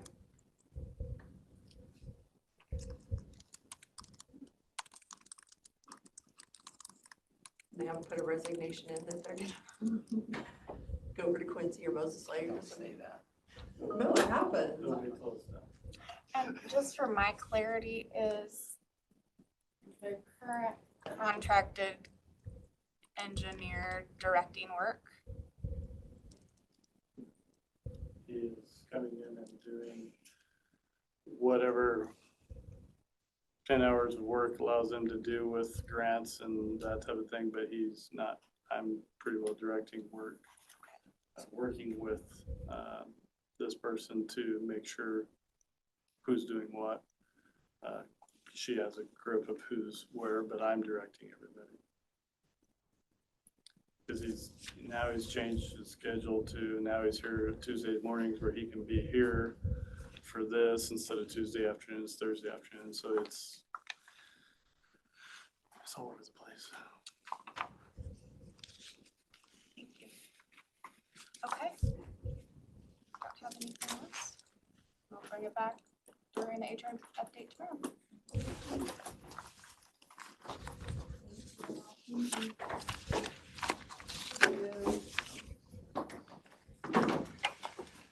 That's it, nothing further? That's it. Okay, we will go into recess until 1:45. Good afternoon, it's 1:45 and we are here for our commissioner work session. We can begin with review of pending decisions. However, I don't think there's much to review. 5-year plan, we have a 2 p.m. meeting for that. The next 3, no new updates. Commissioners, do you have any items you want to discuss or things you want to go in executive session about? No, I think I got my questions answered from Public Works. was here. So, Want to talk about the email from Andrew Copen? Sure. Isn't that wrong? yeah, I think we need to ask Kevin McCrae how he would like us to proceed, but I think for sake of time, I think that we should get the 3 that have sent in their requests or their applications or whatever, and start moving forward. Not worry about another interview process with the Republican Party in July. Bypass that part. Yeah, they would just be putting the 3 names forward, so. Yeah, it isn't gonna make any difference. We're still gonna get 3 names, so whatever process they do isn't gonna make a difference. But I also wanna make sure we do it right.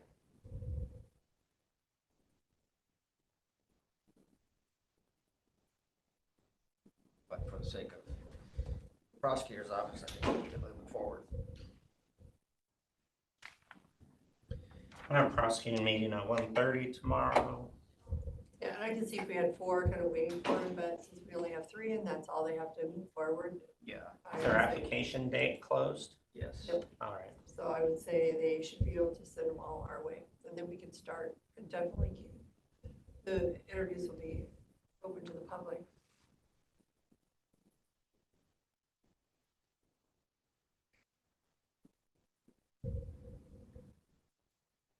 Are the interviews open to the public the other times? We should be at the public. Should be.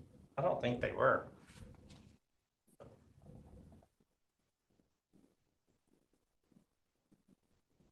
You can go to executive session to discuss the minutes, but the interviews should have been open. I don't remember anybody ever sitting in on any of them. Typically they don't. I You would. may have somebody. If I was going for the same seat, I'd be sitting right there Well, staring we at asked you. but we asked that they We not asked them to sit outside. sit in that. I'd be like this.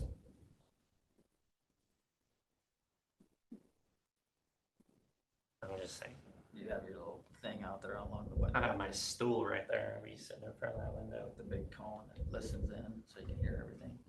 But you definitely can listen in. Okay, I need to get this thing lowered. Caitlin, do I put I think they need to find out if there's something wrong with it. just if they lower it until they find lower? Because that's not the first time. Jerome has mentioned it multiple times.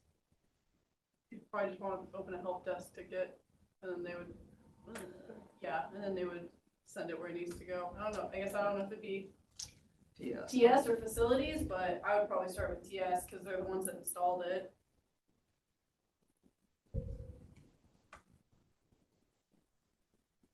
My 2 cents also, where Mandy and Felicity were sitting, I could barely hear them. I could hear Cindy better than I could hear them. I don't know if their voice was just that low or it's the microphone.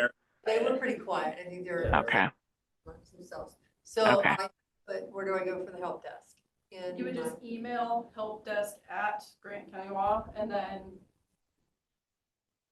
Do you want me to tell them Please lower my microphone. I will not only worry about me and nobody else. I mean, I'm not gonna. Not that I don't want to help, but I just will worry about my.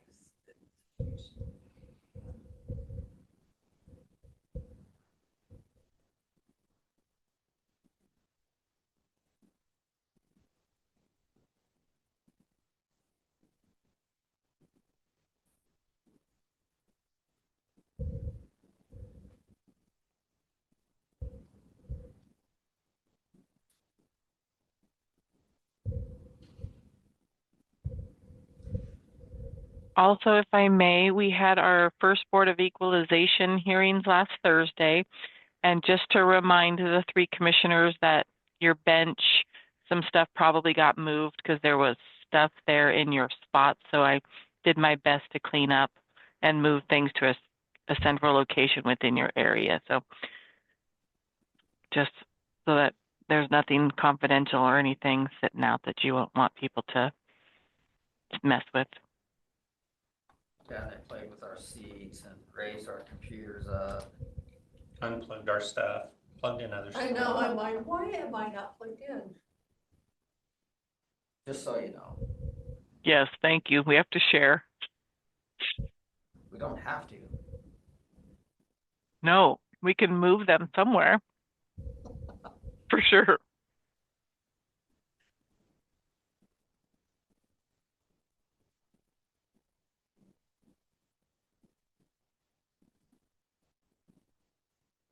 Thanks for reminding me of something from BOE too.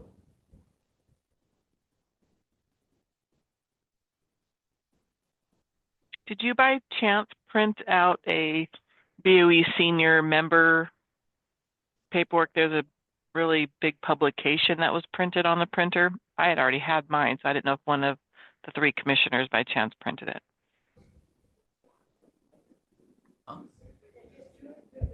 Say that again, Barb? There's a senior member publication that was on the printer this morning. I didn't know if any commissioners printed that for yourself. I don't know what that is. It was from the senior member training we just had, and it was on the printer, so I didn't know if anyone printed it. I didn't print it. I had already printed mine. Probably printed it twice and you forgot. Potentially. I probably wanted it to print downstairs, and it printed here.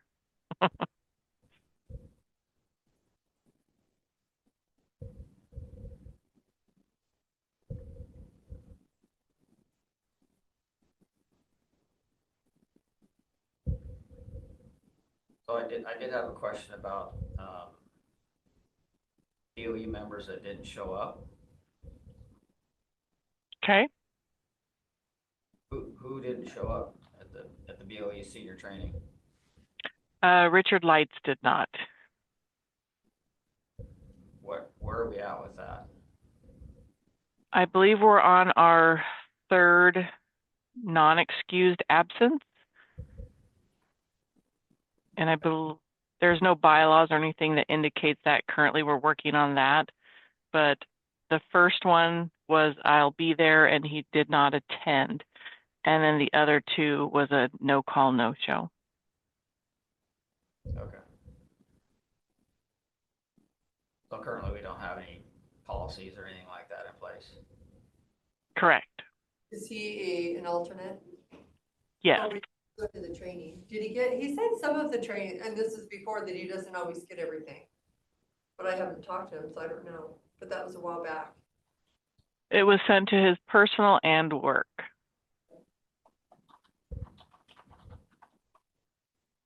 So has anybody reached out to him to find out if he still wants to be involved or? I did at the beginning of the season, and he said yes.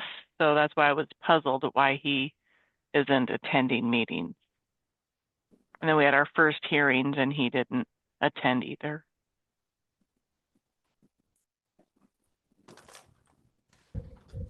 Okay, I wonder if we maybe should give him another call and find out if there's something going on or. Last time he mentioned he reached out to Cindy and didn't reach out to BOE. So just real quick, did he reach out to you, Cindy? I don't think so. Okay. And I had asked him to reach out to BOE if he's not, but he said his commissioner was the right person to reach out to. Was that like a year ago when I think the last. That was in January. That he reached out to me in January? Yeah, I think it was January. Or no, you're right. It was for the fall of last year. And I reached out again in January, and he said, yep, still want to be on there. And we haven't heard from him. Look at my emails, but I haven't. Okay. I mean, I think his complaint, and I passed it on to you, that there was a meeting, he was not invited. He didn't get an update on it, so. Okay, since I have been the clerk, I have emailed him and everyone else the schedule. And he did RSVP for one, but did not attend. He didn't show. Yeah. So theoretically, he can't do any of the hearings because he hasn't done the senior training, correct? I honestly couldn't tell you the exact rules. I would have to go back and look. I think he did it in 2023.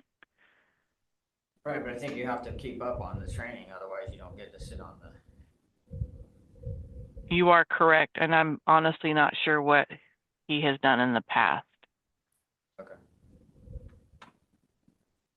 All right, I guess we'll figure it out. Thank you. And we have 2 extras now, 2 alternates right now. Well, do the alternates need to come? Do Yeah. the alternates come Yeah, they were to all here. the meetings? They they have to do the training as well. I can see with the training, but I didn't know they had to come to the meetings, because they're just an alternate. Yeah.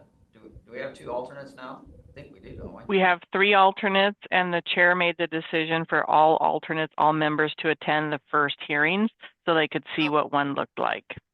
So it was a required attendance. Like they don't have to, okay. And it was also required for everyone to be at the senior member training. Okay. Well, are you the clerk for that board? I am.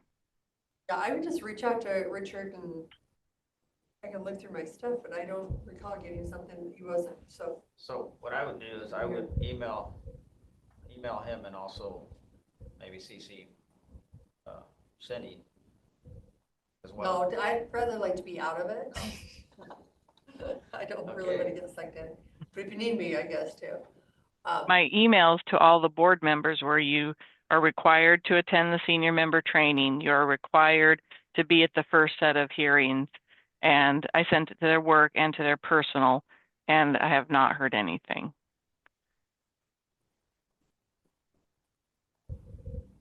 Okay. Maybe the chair of the BOE could reach out to Mr. Lights or me. I will talk to Jim about that. Yeah, I would say give him one more attempt, and if he Well, and I doesn't can, respond. then yeah, I think just- my phone is upstairs on my desk. Yeah. I guess just let Jim, we'll work on it and figure it out. I don't know what else to do. Okay. Do you want me to reach out to Jim? Sure. Okay. Yeah. I guess, easy as the chair. And Richard, reach out to Richard and see what's going on. Okay.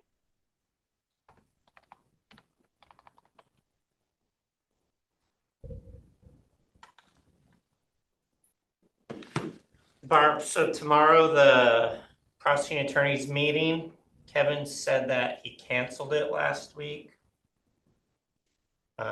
He did say there's no legal requirement on how to conduct the process. If they only have 3 names, he would recommend asking them to send them to us.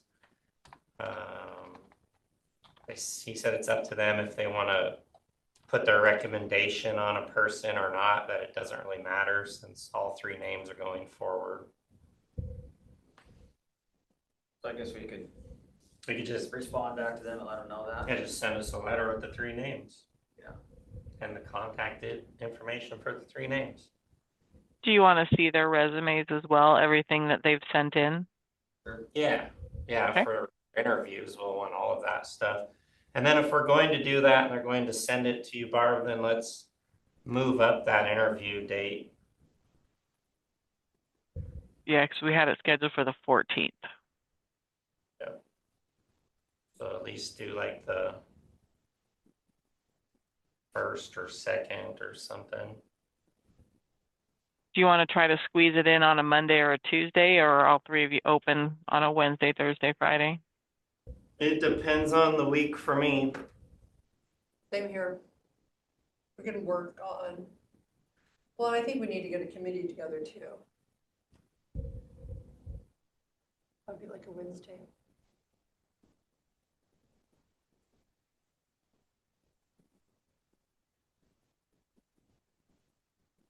Okay, I'll reply to Mr. Copen's email asking for all of the information for the board to review.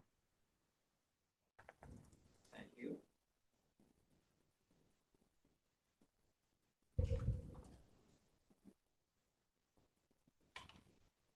Anything else? I don't have anything else.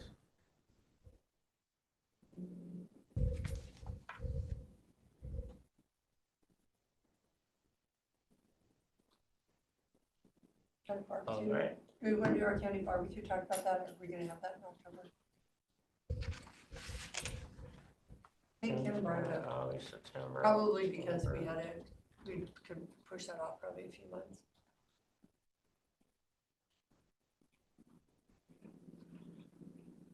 Look at the weather.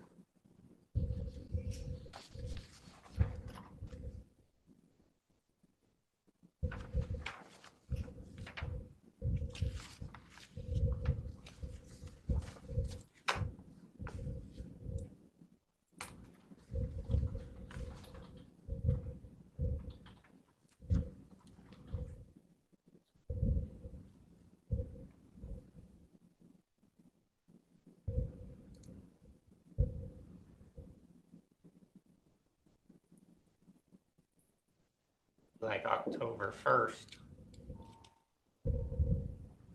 Is our meeting on here?